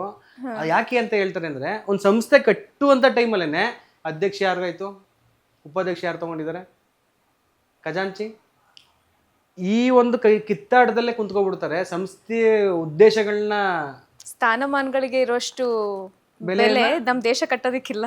ಕೆಲಸಗಳಿಗೆ ತೋರಿಸಲ್ಲ. ಮೊದಲು ಕೆಲಸ ಮಾಡ್ರಪ್ಪ, ನೀವು ಕೆಲಸ ಮಾಡಿ, ನಿಮ್ಗೆ ಸಾಕಾಗಿ ಕುಂತ್ಕೊಳ್ತಿರಲ್ಲ, ಕೆಲಸ ಮಾಡಿ ಮಾಡಿ ಮಾಡಿ ಸಾಕಾಯ್ತಪ್ಪ, ಕುಂತ್ಕೋಬೇಕೀಗ ಅಂತ ಅವಾಗ ಯೋಚನೆ ಮಾಡಿ. ನಾವು ಹಂಗೆ ಮಾಡಲ್ವಂತೆ, ನಾವು ಕೆಲಸನೇ ಮಾಡಿರೋದಿಲ್ಲ, ಸುಮ್ಮನೆ ಓಕೆ ನನಗೆ ಈ ಪೊಸಿಷನ್ ಬೇಕು ಅಂತ ಅಷ್ಟೇ. ಕೆಲಸ ಮಾಡಿ ನಿಮ್ಮನ್ನು ಗುರುತಿಸುತ್ತೆ ಮೇಡಮ್. ನಾನು ಹೇಳೋದು ಅಂದರೆ ಪ್ರತಿಯೊಬ್ಬರನ್ನು ಗುರುತಿಸುತ್ತೆ. ನೀವು ಕೆಲಸನೇ ಮಾಡಿಲ್ಲ. ಆಮೇಲೆ ನಮ್ಮಲ್ಲೆಲ್ಲ ಯುವಕರುಗಳೆಲ್ಲ ಹೆಂಗೆ ಅಂದರೆ, ಬೆಳಿಗ್ಗೆನೇ ಹೀರೋ ಆಗ್ಬಿಡ್ಬೇಕು. ನೀವು ನೋಡಿದ್ದೀರಾ ಮೇಡಮ್, ಎಷ್ಟು ಜನ ಬಂದೋದ್ರು ಮೇಡಮ್ ರೀಲ್ಸ್ಗಳಲ್ಲಿ ಸ್ಟಾರ್ಗಳಾಗಿದ್ದಾರೆ, ಇವತ್ತೆಲ್ಲ ಎಲ್ಲಿದ್ದಾರೆ ನಿಮಗೂ ಗೊತ್ತಿದೆ. ಆ ಕ್ಷಣ ಮಾತ್ರಕ್ಕೆ ಅಷ್ಟೇ ಅವರು. ಯಾವುದಾದ್ರೂ ದೊಡ್ಡ ಕೆಲಸ ಮಾಡಿ, ದೊಡ್ಡ ಕೆಲಸ ನನ್ನ ದೃಷ್ಟಿಯಲ್ಲಿ ಇದೇ ದೊಡ್ಡ ಕೆಲಸ ನನಗೆ. ಇನ್ನೊಬ್ರಿಗೆ ಇನ್ನೊಂದು ರೀತಿ ಯಾರೊಬ್ರು ಹೇಳ್ತಾರಂತೆ ಮೇಡಮ್, ವಿವೇಕಾನಂದ ಜೀವನ ಅಂದ್ರೆ ಏನು ಅಂತ. ವಿವೇಕಾನಂದ ಕೇಳ್ತಂತೆ, ಯಾವುದು ಜೀವನ ಅಂದ್ರೆ ಏನು ಸರ್, ಏನು ಸ್ವಾಮೀಜಿಗಳೇ ಅಂತ. ಅದಕ್ಕೆ ಅವ್ರು ಹೇಳ್ತಂತೆ, ಸುತ್ತಲಿನ ಪ್ರಪಂಚ ನಿನ್ನನ್ನು ಕಾಲಿಡಿದು ಕೆಳಗಡೆ ಎಳಿತಾ ಇರುವಂಥ ಸಂದರ್ಭದಲ್ಲಿ ಅದನ್ನೆಲ್ಲ ಮೀರಿ ಬೆಳಿತೀಯಲ್ಲ, ಅದೇ ಜೀವನ ಅಂತ. Very true sir. ಅದೇ ಜೀವನ ಅಂತ ಹೇಳ್ತಾರೆ. ಇಷ್ಟು. ಓಕೆ. ಇನ್ನು ಎಜುಕೇಷನ್ ಮಾತ್ರ ಅಲ್ಲ, ನೀವು ಒಂದಷ್ಟು ಕ್ಯಾನ್ಸರ್ ಪೀಡಿತರಿಗೂ ಕೂಡ ಸಹಾಯವನ್ನು ಮಾಡಿದ್ದೀರಾ. ಅದೇ ರೀತಿ ಯಾವುದೇ ರೀತಿ ಹೆಲ್ತ್ ಇಶ್ಯೂಸ್ ಬಂದಾಗಲೂ ಕೂಡ ನೀವು ಕೈ ಅವರಿಗೆ ಚಾಚಿದ್ದೀರಾ ಸರ್, ಅದ್ರ ಬಗ್ಗೆ ಹೇಳೋದಾದರೆ? ಮೇಡಮ್, ಕ್ಯಾನ್ಸರ್ ರಿಲೇಟೆಡ್ ಆಗಿ ನಿಜ ಹೇಳ್ಬೇಕಂದ್ರೆ ಅದು ಸುಮ್ಮನೆ ಮಾಡಿದಂಥ ಕಾರ್ಯಕ್ರಮ ಅಲ್ಲ ಅದು. ಕ್ಯಾನ್ಸರ್ದು ಆ ನೋವು ನನಗಾಗಿತ್ತು ಸರಿನಾ, ಒಂದು ನೋವು ಆಗಿತ್ತು. ಆ ಒಂದು ವಿಚಾರದಲ್ಲಿ ನಾನು ತುಂಬ ನೊಂದಿದ್ದೆ ಸರಿನಾ. ನಾನು ಕೂಡ ಆ ಒಂದು ವಿಚಾರದಲ್ಲಿ ಹೆಂಗೆ ಹೇಳ್ತಾರೆ, ಬೆಂದೇ ಬಂದಿದ್ದು. ಆ ಒಂದು ಪೇಯ್ನ್ ನನ್ನಲ್ಲಿತ್ತು. ಓಕೆ ಗುರು, ಇಷ್ಟೊಂದು ಈ ಮಟ್ಟಕ್ಕಿರುತ್ತೆ ಲೈಫು, ಮುಗ್ದೇ ಹೋಯ್ತು ಜೀವನ ಅನ್ನೋ ಲೆವೆಲ್ಗೆ ನಾನು ಕೂಡ ಅಂದ್ಕೊಂಡಿದ್ದು. ಆಮೇಲೆ ಅದರಿಂದ ಯಾವಾಗ ಜಯಿಸ್ಕೊಂಡು ಹೊರಗಡೆ ಬಂದ್ವಿ, ಅವಾಗ ಅನಿಸಿದ್ದು ಇಲ್ಲ, ಯಾರು ಈ ಥರ ಇರ್ತಾರೋ ಅಂಥವ್ರ ಜೊತೆ ನಾನು ನಿಂತ್ಕೊಳ್ಳೋಣ, ಅಂಥವ್ರು ನಾವು ಸಪೋರ್ಟ್ ಮಾಡೋಣ. ಒಂದು 20 ಜನ ಮಕ್ಳುಗಳಿಗೆ ನಾವು ಕೂಡ ಸಪೋರ್ಟ್ ಮಾಡಿದ್ವಿ. ನಮ್ಮ ಕಡೆಯಿಂದ ಫಂಡ್ ರೈಸ್ ಮಾಡಿದ್ವಿ, ಕೊಟ್ವಿ. ಇವಾಗ ಪಾಪ ಯಾರೋ ತುಂಬ ಜನ ಮಾಡ್ತಾವ್ರೆ ಫಂಡ್ ರೈಸಿಂಗ್ ಎಲ್ಲ. ನಾನು ಹೇಳೋದು ಎಲ್ಲರಿಗೂ ಒಳ್ಳೇದಾಗಲಿ, ಅವ್ರಿಗೆ ಏನೋ ಮಾಡ್ತಾವ್ರೆ, ಏನೋ ಪ್ರಯತ್ನ ಮಾಡ್ತಾರೆ. ನಮಗೂ ತುಂಬ ಜನ ಕಾಲ್ ಮಾಡ್ತಾರೆ ಮೇಡಮ್. ಇವತ್ತು ಕೂಡ ಕಾಲ್ ಬಂತು, ನಿನ್ನೆನೂ ಕೂಡ ಕಾಲ್ ಬಂತು. ನಿಜ ಪ್ರಾಮಾಣಿಕವಾಗಿ ಹೇಳ್ತೀನಿ, ನಿಮ್ಮ ಸ್ಟುಡಿಯೋ ಮುಖಾಂತರವಾಗಿ ನಾವು ಅಷ್ಟಮ ಮುಗಿಯೋವರೆಗೂ ಕೂಡ ಯಾವ ಫಂಡ್ ರೈಸ್ಗೂ ಹೋಗ್ಬಾರ್ದು ಅಂತ ಸುಮ್ಮನೆ. ಬಿಕಾಸ್ ಬೇರೆ ಯಾತ್ಕೂ ಹೋದರೆ ನಮ್ಗೆ ಯಾರೋ ಆಶ್ರಮಕ್ಕೆ ಸಪೋರ್ಟ್ ಮಾಡೋರು, ಅವರು ಏನು ಹೇಳ್ತಾರೆ ಅಂದರೆ, ನಿಮ್ಮದು ಫಸ್ಟ್ ಆಶ್ರಮ ಮುಗಿಸ್ಕೊಳ್ಳಿ, ಆಮೇಲೆ ಬೇರೆ ಕೈ ಹಾಕಿ ಅಂತ ಹೇಳ್ತಾರೆ. ಬಿಕಾಸ್ ನಾನು ನಂದೇ ಡಿಸಿಷನ್ ಅಂತ ತೊಗೊಂಡು ಮುಂದೆ ಹೋಗ್ಲಿಕ್ಕಾಗಲ್ಲ. ಹೌದು, ಎಲ್ಲರೂ ಇದ್ದಾರೆ, ಅವ್ರದ್ದೆಲ್ಲರೂ ಕೂಡ ನಾನು ಆಗ್ತೇಟಿಗೆ ಫೋನ್ ಬಂದೇ ಬರುತ್ತೆ, ಮಾತಾಡಲೇಬೇಕು. ಅವ್ರು ಹೇಳ್ತಾರೆ, ಇನ್ನು ಆಶ್ರಮನೇ ಕಂಪ್ಲೀಟ್ ಆಗಿಲ್ಲ, ನೀನು ಯಾವುದೋ ಬೇರೆ ಕಾಸ್ ತೊಗೊಂಡಿದ್ದೀಯಲ್ಲ ಅಂತಾರೆ. ಎಲ್ಲರಿಗೂ ಬೆಲೆ ಕೊಡ್ಬೇಕು. ಕೆಲವು ಟೈಮಲ್ಲಂತೂ ಕೆಲವರು ಫೋನ್ ಕಾಲ್ಗಳು ಬಂದಾಗ ಇನ್ನೊಂದು ಕಾಲ್ನ ಕಟ್ ಮಾಡಲಿಕ್ಕೆ ಆಗಲ್ಲ. ಅಂದರೆ ಆ ಕಾಲ್ ಕಟ್ ಮಾಡಿ ಇನ್ನೊಂದು ಕಾಲ್ ರಿಸೀವ್ ಮಾಡೋಕ್ಕಲ್ಲ, ಹಂಗಿರ್ತವೆ ಕಾಲ್ಗಳು. ಕೆಲವು ಟೈಮಲ್ಲಿ ಕಾಲ್ ಬಂದಾಗ ಇವ್ರು ಕಾಲ್ ಕಟ್ ಮಾಡಿ ಅವ್ರು ಕಾಲ್ ತೊಗೋಬೇಕು, ಹಂಗಿರ್ತವೆ ಕಾಲ್ಗಳು. ಹೌದು, ಹಂಗೆ. ಅದಕ್ಕೋಸ್ಕರ ನನಗೆ ಅನಿಸುತ್ತೆ ಈ ರೀತಿ ಹೆಜ್ಜೆ ಹಾಕ್ಕೊಂಡು ಹೋಗ್ತಾ ಇರೋಣ. ಆಮೇಲೆ ಮೇಡಮ್, ಇನ್ನೊಂದು ವಿಷಯ ಏನಂದರೆ, ನೀವು ಹೇಳಿದ್ರಿ ಕ್ಯಾನ್ಸರ್ ಪೀಡಿತ ಮಕ್ಕಳುಗಳಂತ. ನನಗೆ ಇನ್ನೂ ನೆನಪಿರೋದು ಮೇಡಮ್, ಮೈಸೂರು ಒಂದು ಹುಡುಗ, ಅವನು ಅವ್ರ ಮಗಳಿಗೆ ಕ್ಯಾನ್ಸರ್ ಆಗಿತ್ತು. ಅವನು ಬಂದು ಗ್ಯಾಸ್ನ ಮನೆಗೆ ಕೊಡ್ತಾನಲ್ಲ, ಆ ಕೆಲಸ ಮಾಡೋ ಹುಡುಗ ಅವನು. ಓಕೆ. ಮಗಳು ಇನ್ನೂ 2 ವರ್ಷ ಮೇಡಮ್, ಕ್ಯಾನ್ಸರ್ ಆ ಹುಡುಗಿಗೆ. ನನಗೆ ಫೋನ್ ಆಗ್ತಾಣ, ಹಿಂಗೆ ಆಗ್ಬಿಟ್ಟಿದೆ ಅಣ್ಣ, ದಯವಿಟ್ಟು ಅಣ್ಣ ನೀನೇ ಕಾಪಾಡಬೇಕಣ್ಣ, ಹಂಗೆ ಹಿಂಗೆ. ಯಾರು ನಂಬರ್ ಕೊಟ್ಟರು ನನಗೆ? ಅದಕ್ಕಿಂತ ಬಿಫೋರ್ ಒಂದು ಮಗುಗೆ ನಾವು ಕ್ಯಾನ್ಸರ್ ಸಪೋರ್ಟ್ ಮಾಡಿದ್ವಿ. ಇವರು ರಾಮಯ್ಯ ಹಾಸ್ಪಿಟ್ಲಿಗೆ ಹೋದಾಗ ಪರಿಚಯ ಆಗಿದ್ದಾರೆ. ನಮಗೆ ಇಂಥ ಫೌಂಡೇಶನ್ದ ಹೆಲ್ಪ್ ಆಯ್ತು, ನೀವು ಸಪೋರ್ಟ್ ಮಾಡಿ, ನೀವು ಒಂದು ಸ್ವಲ್ಪ ಫೋನ್ ಮಾಡಿದ್ರು, ಕೊಟ್ಟರು. ನಾನು ಸರಿ ಆಯ್ತು, ನೋಡ್ತೀವಿ ಬನ್ನಿ ಅಂದರು. ಅವ್ರು ನಮ್ಮ ಚನ್ನಪಣ್ಣಗೆ ಬಂದಿದ್ರು. ಆ ಮಗುನ ಹೋಗಿ ನೋಡಿದಾಗ, ಎಷ್ಟು ಚೆನ್ನಾಗಿದೆ ಗುರು, ಇದಕ್ಕೆ ಕ್ಯಾನ್ಸರ ಅಂತ ಅನಿಸ್ಬಿಡ್ತು ಮೇಡಮ್. ನಾನು ಆಮೇಲೆ ಹೇಳಿದೆ, ಇಲ್ಲ ಸಪೋರ್ಟ್ ಮಾಡ್ತೀವಿ, ಹೋಗಿ ಫಂಡ್ ರೈಸ್ ಮಾಡಿದ್ವಿ. ಒಂದು 5,70,000 ಫಂಡ್ ರೈಸ್ ಮಾಡಿದ್ವಿ. ತಗೊಂಡೋಗಿ ಕೊಟ್ವಿ. ಭಾಳ ಖುಷಿ ಪಟ್ಟರು. ಮತ್ತು ಬೇರೆ ಬೇರೆ ಕಡೆ ನಮ್ಗೆ ಗೊತ್ತಿರೋ ಕಡೆ ಎಲ್ಲ ಫಂಡ್ ರೈಸ್, ಟೋಟಲ್ ಏನಿಲ್ಲ ಒಂದು 20-25 ಲಕ್ಷ ಫಂಡ್ ರೈಸ್. ಸುತ್ತಮುತ್ತ ಬೇರೆ ಬೇರೆ ಎಲ್ಲ ಯಾವ್ಯಾವುದು ಪ್ಲ್ಯಾಟ್ಫಾರ್ಮ್ಗಳಿದೋ ಎಲ್ಲ ಪ್ಲ್ಯಾಟ್ಫಾರ್ಮ್ಗಳು. ಪಾಪ ಮಗು ಇವತ್ತು ಚೆನ್ನಾಗಿದೆ, ಆರಾಮಾಗಿದೆ. ಅವ್ನು ಪಾಪ ಫೋನ್ ಮಾಡಿದಾಗ ಯಾವಾಗಾರ, ಅಣ್ಣ ನಿನ್ನ ದಯೆಯಿಂದ ಆಯ್ತಣ್ಣ ಅಂತಾನೆ. ನನ್ನ ದಯೆ ಅಲ್ಲ, ದೇವ್ರ ದಯೆ. ನಮ್ಮ ದಯೆ ಅಲ್ಲ, ದೇವ್ರ ದಯೆ ಅಂತ. ಹಂಗೆ ಖುಷಿ ಮೇಡಮ್. ನಿಜ ಹೇಳ್ಬೇಕಂದ್ರೆ ಆ ಪೇಯ್ನ್ ಇದೆಯಲ್ಲ, ಕ್ಯಾನ್ಸರ್ ಅನ್ನೋ ಪೇಯ್ನು, ಆ ಪೇಯ್ನ್ ನಮಗೂ ಕೂಡ ಆಗೋದಕ್ಕೋಸ್ಕರ ಗುರು ನಾವು ಕೂಡ ಜೊತೆಲಿ ನಿಂತ್ಕೋಬೇಕು ಅಂತ ಅನ್ಸ. ಒಟ್ಟಲ್ಲಿ ನೀವು ನಿಮ್ಮ ಜೀವನದಲ್ಲಿ ಏನೇನು ಅನುಭವಿಸಿದ್ದೀರಾ ಅದನ್ನ ಇನ್ನೊಬ್ರು ಅನುಭವಿಸಬಾರ್ದು ಅನ್ನೋ ಮನೋಭಾವನೆ ಇದೆಯಲ್ಲ ಸರ್, ಇದೆಲ್ಲರಿಗೂ ಬರೋಕ್ಕೆ ಸಾಧ್ಯ ಇಲ್ಲ. ಆ್ಯಂಡ್ ಅಂದಹಾಗೆ ಬರೀ ಎಜುಕೇಷನಿಗೆ ಮಾತ್ರ ಅಲ್ಲ, ನೀವು ಮಕ್ಕಳಲ್ಲಿರುವಂತಹ ಟ್ಯಾಲೆಂಟನ್ನು ಹೊರಗಡೆ ತರೋದಕ್ಕೂ ಕೂಡ ಸಾಕಷ್ಟು ಪ್ರಯತ್ನವನ್ನು ಪಟ್ಟಿದ್ದೀರಾ. ಜೇಂಕಾರ ಅನ್ನೋ ಪ್ರೋಗ್ರಾಮ್ ಮೂಲಕ. ಆ ಕಾನ್ಸೆಪ್ಟ್ ಹೇಗೆ ಉಟ್ಕೊಳ್ತು ಸರ್ ನಿಮಗೆ? ಮೇಡಮ್, ಜೇಂಕಾರ ಕಾನ್ಸೆಪ್ಟ್ ಬಂದು ನಮ್ಮದೇನಲ್ಲ, ಅದು ನಮ್ಮ ಅಕ್ಕವ್ರದ್ದು ಸರಿನಾ. ಆ ಕಾನ್ಸೆಪ್ಟ್ ಹೇಳಿದ್ರು, ಈ ಥರ ಇದೆ ಮಾಡೋಣ ಅಂತ. ನಾನು ಸಿಂಪ್ಲಿ ಹೇಳಿ, ನೋಡಿ ಅಕ್ಕ, ನೀವು ಇನಿಷಿಯೇಟಿವ್ ತೊಗೋತೀನಿ ಮಾಡಿ, ನೋ ಪ್ರಾಬ್ಲಮ್. ಪಾಪ ನಮ್ಮ ದೀಪಕ್ ಅವರೇ ಅದನ್ನ ಕಾನ್ಸೆಪ್ಟ್ ಶುರು ಮಾಡಿದ್ರು. ಅದ್ರ ಜೊತೆ ಸುಮ್ಮನೆ ನಾವು ನಿಂತ್ಕೊಂಡಿದ್ದು ಅಷ್ಟೇ. ಆದರೆ ಮಾತೃಭೂಮಿಗೆ ನಿಜಕ್ಕೂ ಒಳ್ಳೆಯ ಹೆಸರು ಬಂತು. ಹಿಂಗೆ ಎಲ್ಲ ರೀತಿ ಕಾರ್ಯಕ್ರಮಗಳನ್ನ ಒಂದೇ ಸ್ಟೇಜ್ ಮೇಲೆ ಮಾಡಿಸುವಂಥ ರೀತಿ ಮಾಡಿದ್ವಿ. ತುಂಬ ಜನ ಮಕ್ಕಳು ಎಸ್ಪೆಷಲಿ ಕಾಲೇಜ್ಗಳಲ್ಲಿ ನಿಮಗೂ ಗೊತ್ತಿರುತ್ತೆ, ಈ ರೀತಿ ಏನೋ ಒಂದು ಕಾರ್ಯಕ್ರಮ ಮಾಡ್ತೀವಿ ಅಂದ್ರೆ ತುಂಬ ಖುಷಿಯಿಂದ ಅವರೆಲ್ಲ ಪ್ರಿಪೇರ್ ಆಗಿ ಮಾಡ್ತಾರೆ. ಆ ಒಂದು ಉದ್ದೇಶಕ್ಕೋಸ್ಕರ ಅದನ್ನು ಮಾಡಿದ್ವಿ. ಈ ರೀತಿ ಮೇಡಮ್. ಮತ್ತು ಅಂಗವಿಕಲರದೊಂದು ಸ್ಪೋರ್ಟ್ಸ್ ಮಾಡಿದ್ವಿ, ಅದೊಂದು ಖುಷಿ ವಿಚಾರ. ಆಮೇಲೆ ರಸ್ತೆ ಗುಂಡಿ ಮುಚ್ಚುವಂಥ ಕೆಲಸಗಳು ಮಾಡಿದ್ವಿ. ಇದೇ ಬೆಂಗಳೂರಿನಲ್ಲೇ ರಸ್ತೆ ಗುಂಡಿ 2016 ಇರ್ಬೋದು ಮೇ ಬಿ. ಆಗ BJP ಸರ್ಕಾರ, ನನಗೆ ಯಾವುದು ಅಂತ ಇಯರ್ ಗೊತ್ತಾಗ್ತಾಯಿಲ್ಲ, ಬಟ್ ಆಗ BJP ಸರ್ಕಾರ ಆಯಿತು ಒಟ್ಟಿನಲ್ಲಿ ಆ ಇಯರ್ನಲ್ಲಿ. ಆವಾಗ ತುಂಬ ನಡೀತಾ ಇತ್ತು ರಸ್ತೆ ಗುಂಡಿದ್ದು ಅದು ಇದಂತ. ನನ್ನ ತಲೆಗೆ ಬಂತು, ಯಾಕೆ ನಾವೇ ಮಾಡಬಾರ್ದು ರಸ್ತೆ ಗುಂಡಿಗಳನ್ನ, ಯಾಕೆ ಮುಚ್ಚಬಾರ್ದು ಇದು ಅಂತ ನಾವೇನು ಮಾಡಿ ನಮ್ಮ ಹುಡುಗರುಗಳೆಲ್ಲ ಕರೆಸ್ಕೊಂಡು ರಸ್ತೆ ಗುಂಡಿ ಮುಚ್ಚಿದ್ವಿ. ಆಮೇಲೆ ಯಾವುದೋ ಒಂದು ಚಾನಲಿಂದ ಫೋನ್ ಬಂತು, ನಾಳೆ ಮಾಡ್ತೀರಾ ನೀವು ಅಂತ. ಹಾಂ ಮಾಡ್ತೀವಿ ಅಂದ್ವಿ. ಪಾಪ ಬಂದರು ಎಲ್ಲ ಆಲ್ಮೋಸ್ಟ್ ಚಾನಲ್ ಅವರೆಲ್ಲ ಬಂದರು, ಮಾಡಿದ್ವಿ. ಫುಲ್ಲು ಅವತ್ತು ನೈಟ್ ಪ್ರೈಮ್ ನ್ಯೂಸಲ್ಲಿ ನಮ್ಮದೇ ನ್ಯೂಸು, ಈ ಥರ ಮಾಡಿದ್ರು ಅಂತ. ನನಗೆ ಅದಕ್ಕಿಂತ ಬಿಫೋರು ಒಬ್ಬರು ರಾಜಕಾರಣಿ ನಂಗೆ ಭಾಳ ಪರಿಚಯದವರು ಅನ್ನೋ ಉದ್ದೇಶಕ್ಕೋಸ್ಕರ ಬನ್ನಿ ನೀವು ಜಾಯ್ನ್ ಆಗಿ ಅಂತ ಹೇಳಿದ್ದೆ. ಅವರು ಇದನ್ನೆಲ್ಲ ಕಾರ್ಪೊರೇಷನ್ ಮಾಡ್ತಾರೆ, ಇದಕ್ಕೆಲ್ಲ ಯಾಕೆ ಹೋಗ್ತೀರ, ಬೇಡ ಬಿಡ್ರು ಅಂತ ಅಂದರು. ನಾವು ಅವರು ಬರೋಂಗಿದ್ರೆ ಬನ್ನಿ ಬಿಡಿ ಅಂದ್ಕೊಂಡು ನನ್ನ ಪಣ್ಣ ಶುರು ಮಾಡ್ಕೊಂಡು ನನ್ನ ಪಣ್ಣ ಎಲ್ಲ ಆದಮೇಲೆ ಅವ್ರು ಹೇಳಿದ್ರು ಬರಬೇಕಾಯ್ತು ಮಹೇಶ್ ನಾನು ಅಂತಂದರೆ. ಸದಾ ಆ್ಯಕ್ಟಿವ್ ಮೂಡಲ್ಲಿ ಇರಬೇಕು, ಏನೇ ಮಾಡಿ ಓಕೆ ಮಾಡ್ತೀವಿ ಬಿಡಿ, ಆಲ್ಮೋಸ್ಟ್ ಏನೇ ಕೆಲಸ ಏನೇ ಒಂದು ವಿಚಾರ ಹೇಳಿದ್ರು ಹೌದಾ ಪ್ರಯತ್ನ ಪಡ್ತೀವಿ ಬಿಡಿ ಅಂತ. ಹಂಗೆ ನೀವು ಹೇಳ್ದಂಗೆ ಸರ್, ಇನ್ನೊಬ್ರು ಮಾಡಲಿ ಅಂತ ನಾವು ವೇಟ್ ಮಾಡೋ ಬದಲು ನಮ್ಮ ಕೈಯಿಂದ ಎಷ್ಟಾಗುತ್ತೆ ಅಷ್ಟು ಮಾಡಿದ್ರೆ ನಮ್ಮ ದೇಶ ಎಷ್ಟು ಅಭಿವೃದ್ಧಿ ಆಗುತ್ತೆ ಅಂತಲೇ ಹೇಳ್ಬೋದು. ಹಾಗೆ ಸಾಕಷ್ಟು ಜನ ಈ ಕಡು ಬಡವರಿಗೆ ತೀರಾ ಏನು ಗತಿ ಇಲ್ಲ ಅನ್ನೋರಿಗೆ ಸಹಾಯ ಮಾಡೋವಂಥವ್ರನ್ನ ನೋಡಿದ್ದೀವಿ. ಬಟ್ ನೀವು ಹಾಗಲ್ಲ, ಈ ಲೋವರ್ ಮಿಡಲ್ ಕ್ಲಾಸ್ ಜನರಿಗೂ ಸಾಕಷ್ಟು ಸಹಾಯವನ್ನು ಮಾಡ್ತಿದ್ದೀರಾ. ಎಸ್ಪೆಷಲಿ ಶ್ರಮಿಕ್ ಅನ್ನೋ ಯೋಜನೆ ಮೂಲಕ ಒಂದಷ್ಟು ಸಹಾಯಗಳನ್ನು ಮಾಡಿದ್ದೀರಾ ಸರ್. ಏನು ಶ್ರಮಿಕ್ ಅಂದರೆ ಏನು, ಅದು ಏನು ಕಾನ್ಸೆಪ್ಟು ಅಂತ? ಮೇಡಮ್, ಶ್ರಮಿಕ್ ಕಾನ್ಸೆಪ್ಟ್ ಬಂದು ಈಗ ಆಲ್ರೆಡಿ ಕೆಲಸ ಮಾಡ್ತಾ ಇರ್ತಾರೆ ಅವರು. ಅವ್ರಿಗೆ ನಮ್ಮ ಕಡೆಯಿಂದ ಏನು ಕೊಡ್ಲಿಕ್ಕೆ ಸಾಧ್ಯ? ಈಗ ನಾವೊಂದು ಫೌಂಡೇಶನ್ನ ಒಂದು ಸಂಸ್ಥೆಯಾಗಿ ನಮ್ಮ ಕಡೆಯಿಂದ ಏನಾರು ಕೊಡ್ಬೋದು ಅವ್ರಿಗೆ. ಯಾಕೆಂದ್ರೆ ಅವ್ರು ಸ್ವಂತ ಕಾಲ ಮೇಲೆ ನಿಂತ್ಕೊಂಡಿದ್ದೀವಿ. ನಾವೇನು ಮಾಡ್ತೀವಿ, ಸುಮ್ಮನೆ ಇರುವಂಥವ್ರನ್ನ ಹಾಗೆ ಇರಿಸ್ಕೊಳ್ಳೋದು ಬದಲು ಅವ್ರಿಗೆ ಏನಾದ್ರು ಕೆಲಸ ಹಚ್ಬೇಕಪ್ಪ ಅಂತ ಸುಮ್ಮನೆ ಅವ್ರು ಆಲ್ರೆಡಿ ಕೆಲವ್ರು ಕೆಲಸ ತೊಗೊಂಡಿರ್ತಾರೆ, ಅವ್ರು ಏನೋ ಮಾಡ್ತಾ ಇರ್ತಾರೆ, ಅವ್ರಿಗೆ ಇನ್ನೂ ಒಂದು ಸ್ವಲ್ಪ ಸಪೋರ್ಟ್ ಮಾಡಬೇಕು. ಇನ್ನೊಂದು ಸ್ವಲ್ಪ ಸಮಾಜ ನನ್ನ ಕಾಲಿನ ನಾನು ನಿಂತ್ಕೊಳ್ಳಿಕ್ಕೆ ಪ್ರಯತ್ನ ಪಡ್ತಾ ಇದ್ದೀನಿ, ಯಾರು ಗುರುತಿಸ್ತಾ ಇಲ್ವ ನನ್ನ ಅನ್ನುವಂಥ ನೋವು ಇರುತ್ತೆ ಪ್ರತಿಯೊಬ್ಬರಿಗೂ ಕೂಡ. ಹೌದು, ಸರಿನಾ? ಎಲ್ಲರೂ ಕೂಡ ಗುರುತಿಸುವಿಕೆ, ನನ್ನನ್ನು ಗುರುತಿಸಬೇಕು ಅನ್ನೋದು ಪ್ರತಿಯೊಬ್ಬ ಮನುಷ್ಯನಲ್ಲೂ ಇರ್ತದೆ, ಸ್ಪೆಷಲ್ ಫೀಲ್ ಆಗಬೇಕು. ಹೌದು. ನಾವೇನು ಮಾಡಿದ್ವಿ ಅದಕ್ಕೋಸ್ಕರ ಈ ಛತ್ರಿಗಳು ಕೊಡೋದು, ದೊಡ್ಡದು ಅಂಬ್ರೆಲಾಗಳು ತೊಗೊಂಡೋಗಿ ಕೊಡೋದು, ಅವ್ರಿಗೇನು ವ್ಯವಸ್ಥೆ ಬೇಕು ಓಕೆ ಆ ವ್ಯವಸ್ಥೆ ಮಾಡಿಕೊಡುವಂಥದ್ದು. ಕೆಲವ್ರಿಗೆ ಇಲ್ಲಿ ಪೆಟ್ರೋಲ್ ಬಂಕಲ್ಲಿ ಕೆಲಸ ಮಾಡೋದು, ಅವ್ರಿಗೆ ನಾವು ವಿಶೇಷವಾದಂಥ ಉಡುಗೊರೆ ತೊಗೊಕೊಡೋದು, ಈ ರೀತಿ ಎಲ್ಲ ಮಾಡ್ಕೊಬೋದು. ಬಿಕಾಸ್ ಅದರಿಂದ ಅವ್ರಿಗೆ ಎಲ್ಲೋ ಒಂದು ಕಡೆ ಮನಸ್ಸಿಗೆ ಓಕೆ ನಮ್ಮನ್ನು ಯಾರು ಗುರುತಿಸ್ರಲ್ಲ ಅನ್ನೋ ಫೀಲ್ ಬರಲಿ ಅನ್ನೋ ಉದ್ದೇಶಕ್ಕೋಸ್ಕರ ಮಾಡ್ತೀವಿ ಶ್ರಮಿಕ್ ಅನ್ನೋಂಥ ಕಾರ್ಯಕ್ರಮ. ಓಕೆ. ಇನ್ನೊಂದು ಕೇಳಿ ನಂಗೆ ತುಂಬ ಖುಷಿಯಾಗಿದ್ದೇನು ಅಂತ ಹೇಳಿದ್ರೆ, ಕೂಲಿ ಕಾರ್ಮಿಕರು ಅಂದರೆ ಯಾರು ಅಷ್ಟೊಂದು ಗಮನ ಹರಿಸಲ್ಲ, ಅವ್ರ ಪಾಡಿಗೆ ಅವ್ರು ಕೆಲಸ ಮಾಡ್ಕೊಂಡು ಹೋಗ್ತಾರೆ. ನೀವು ಅಂತ ಕೂಲಿ ಕಾರ್ಮಿಕರನ್ನ ಗುರುತಿಸಿ ಅವರಿಗೆ ಹಬ್ಬದೂಟ ಹಾಕ್ಸಿದ್ದೀರಾ ಅಂತ ಕೇಳ್ಪಟ್ಟೆ ಸರ್, ಅದು ಕೇಳಿ ತುಂಬ ಖುಷಿ ಆಯಿತು. ಇಲ್ಲ ಮೇಡಮ್, ಅದು ನಾವು ಜಸ್ಟು ನಮ್ಮ ಚನ್ನಪಟ್ಟಣದಲ್ಲಿ ತುಂಬ ಶೆಡ್ಗಳಿದೆ. ನಮ್ಮ ಚನ್ನಪಟ್ಟಣದಲ್ಲಿ ಉತ್ತರ ಕರ್ನಾಟಕದಿಂದ ತುಂಬ ಜನ ಬಂದಿದ್ದಾರೆ, ಒಂದು 800-900 ಜನ ಬಂದಿರ್ಬೋದು ನನ್ನ ಲೆಕ್ಕ ಹುಡುಕ್ತೀನಿ ಅಂದರೆ. ಅಲ್ಲಿ ಒಂದು ಏನಿಲ್ಲ ಅಂದ್ರೆ ಒಂದು 300-400 ಶೆಡ್ಗಳು ಸಿಗ್ತವೆ, ಹುಡುಕ್ತೀವಿ, ಎಲ್ಲ ಕಡೆ ಹುಡುಕ್ತೀವಿ ಅಂದರೆ.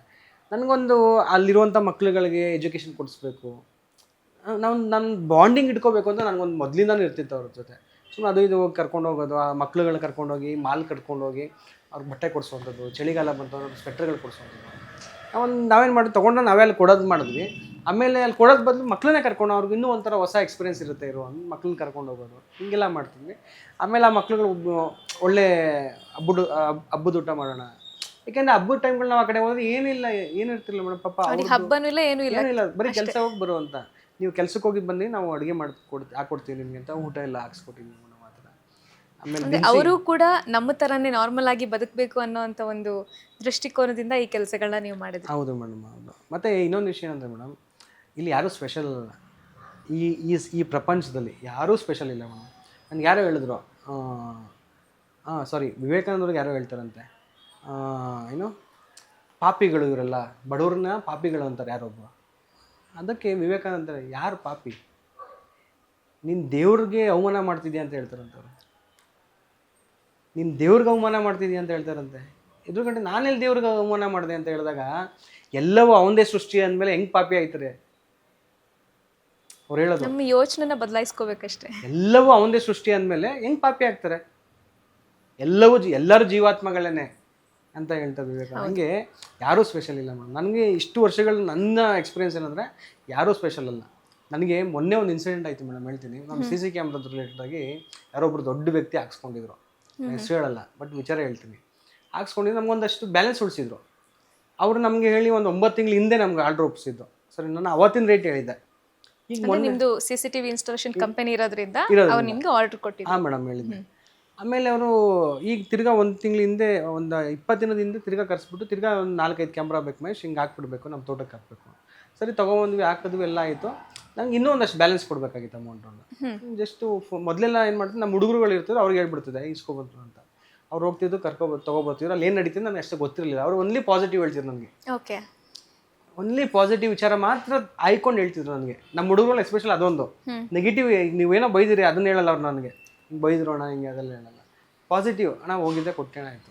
ಆಮೇಲೆ ನನಗೆ ಹೆಂಗೋ ಗೊತ್ತಾ, ಹಿಂಗೆ ಅಂದ್ರಂತೆ ಕೊಣ ಅಂದರು ಅಣ್ಣ, ಅಷ್ಟೇ ಅಣ್ಣ, ಅದಕ್ಕೆ ಸುಮ್ಮನೆ ಬಿಟ್ಟಾಗ್ಬಿಟ್ಟು ಬಂದು ಈ ಥರ ಕಾನ್ಸೆಪ್ಟ್. ಓಕೆ.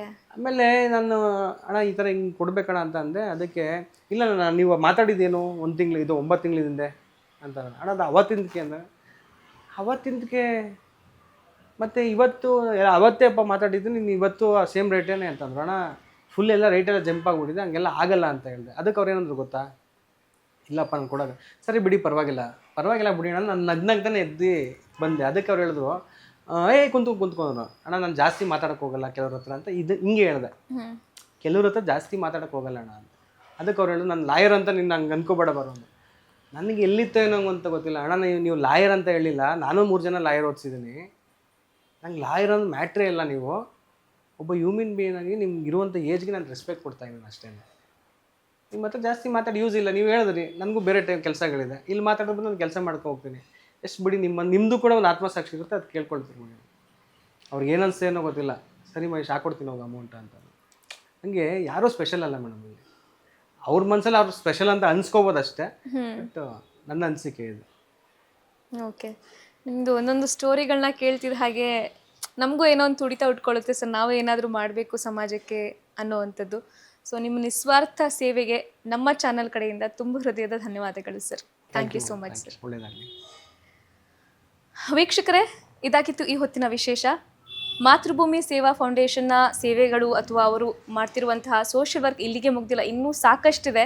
ಬಟ್ ನಮಗೆ ಈ ಟೈಮ್ ಕಾನ್ಸ್ಟೆಂಟ್ ಇರೋದ್ರಿಂದ ಎಷ್ಟಾಗುತ್ತೆ ಅಷ್ಟು ಕವರ್ ಮಾಡಿದ್ದೀವಿ.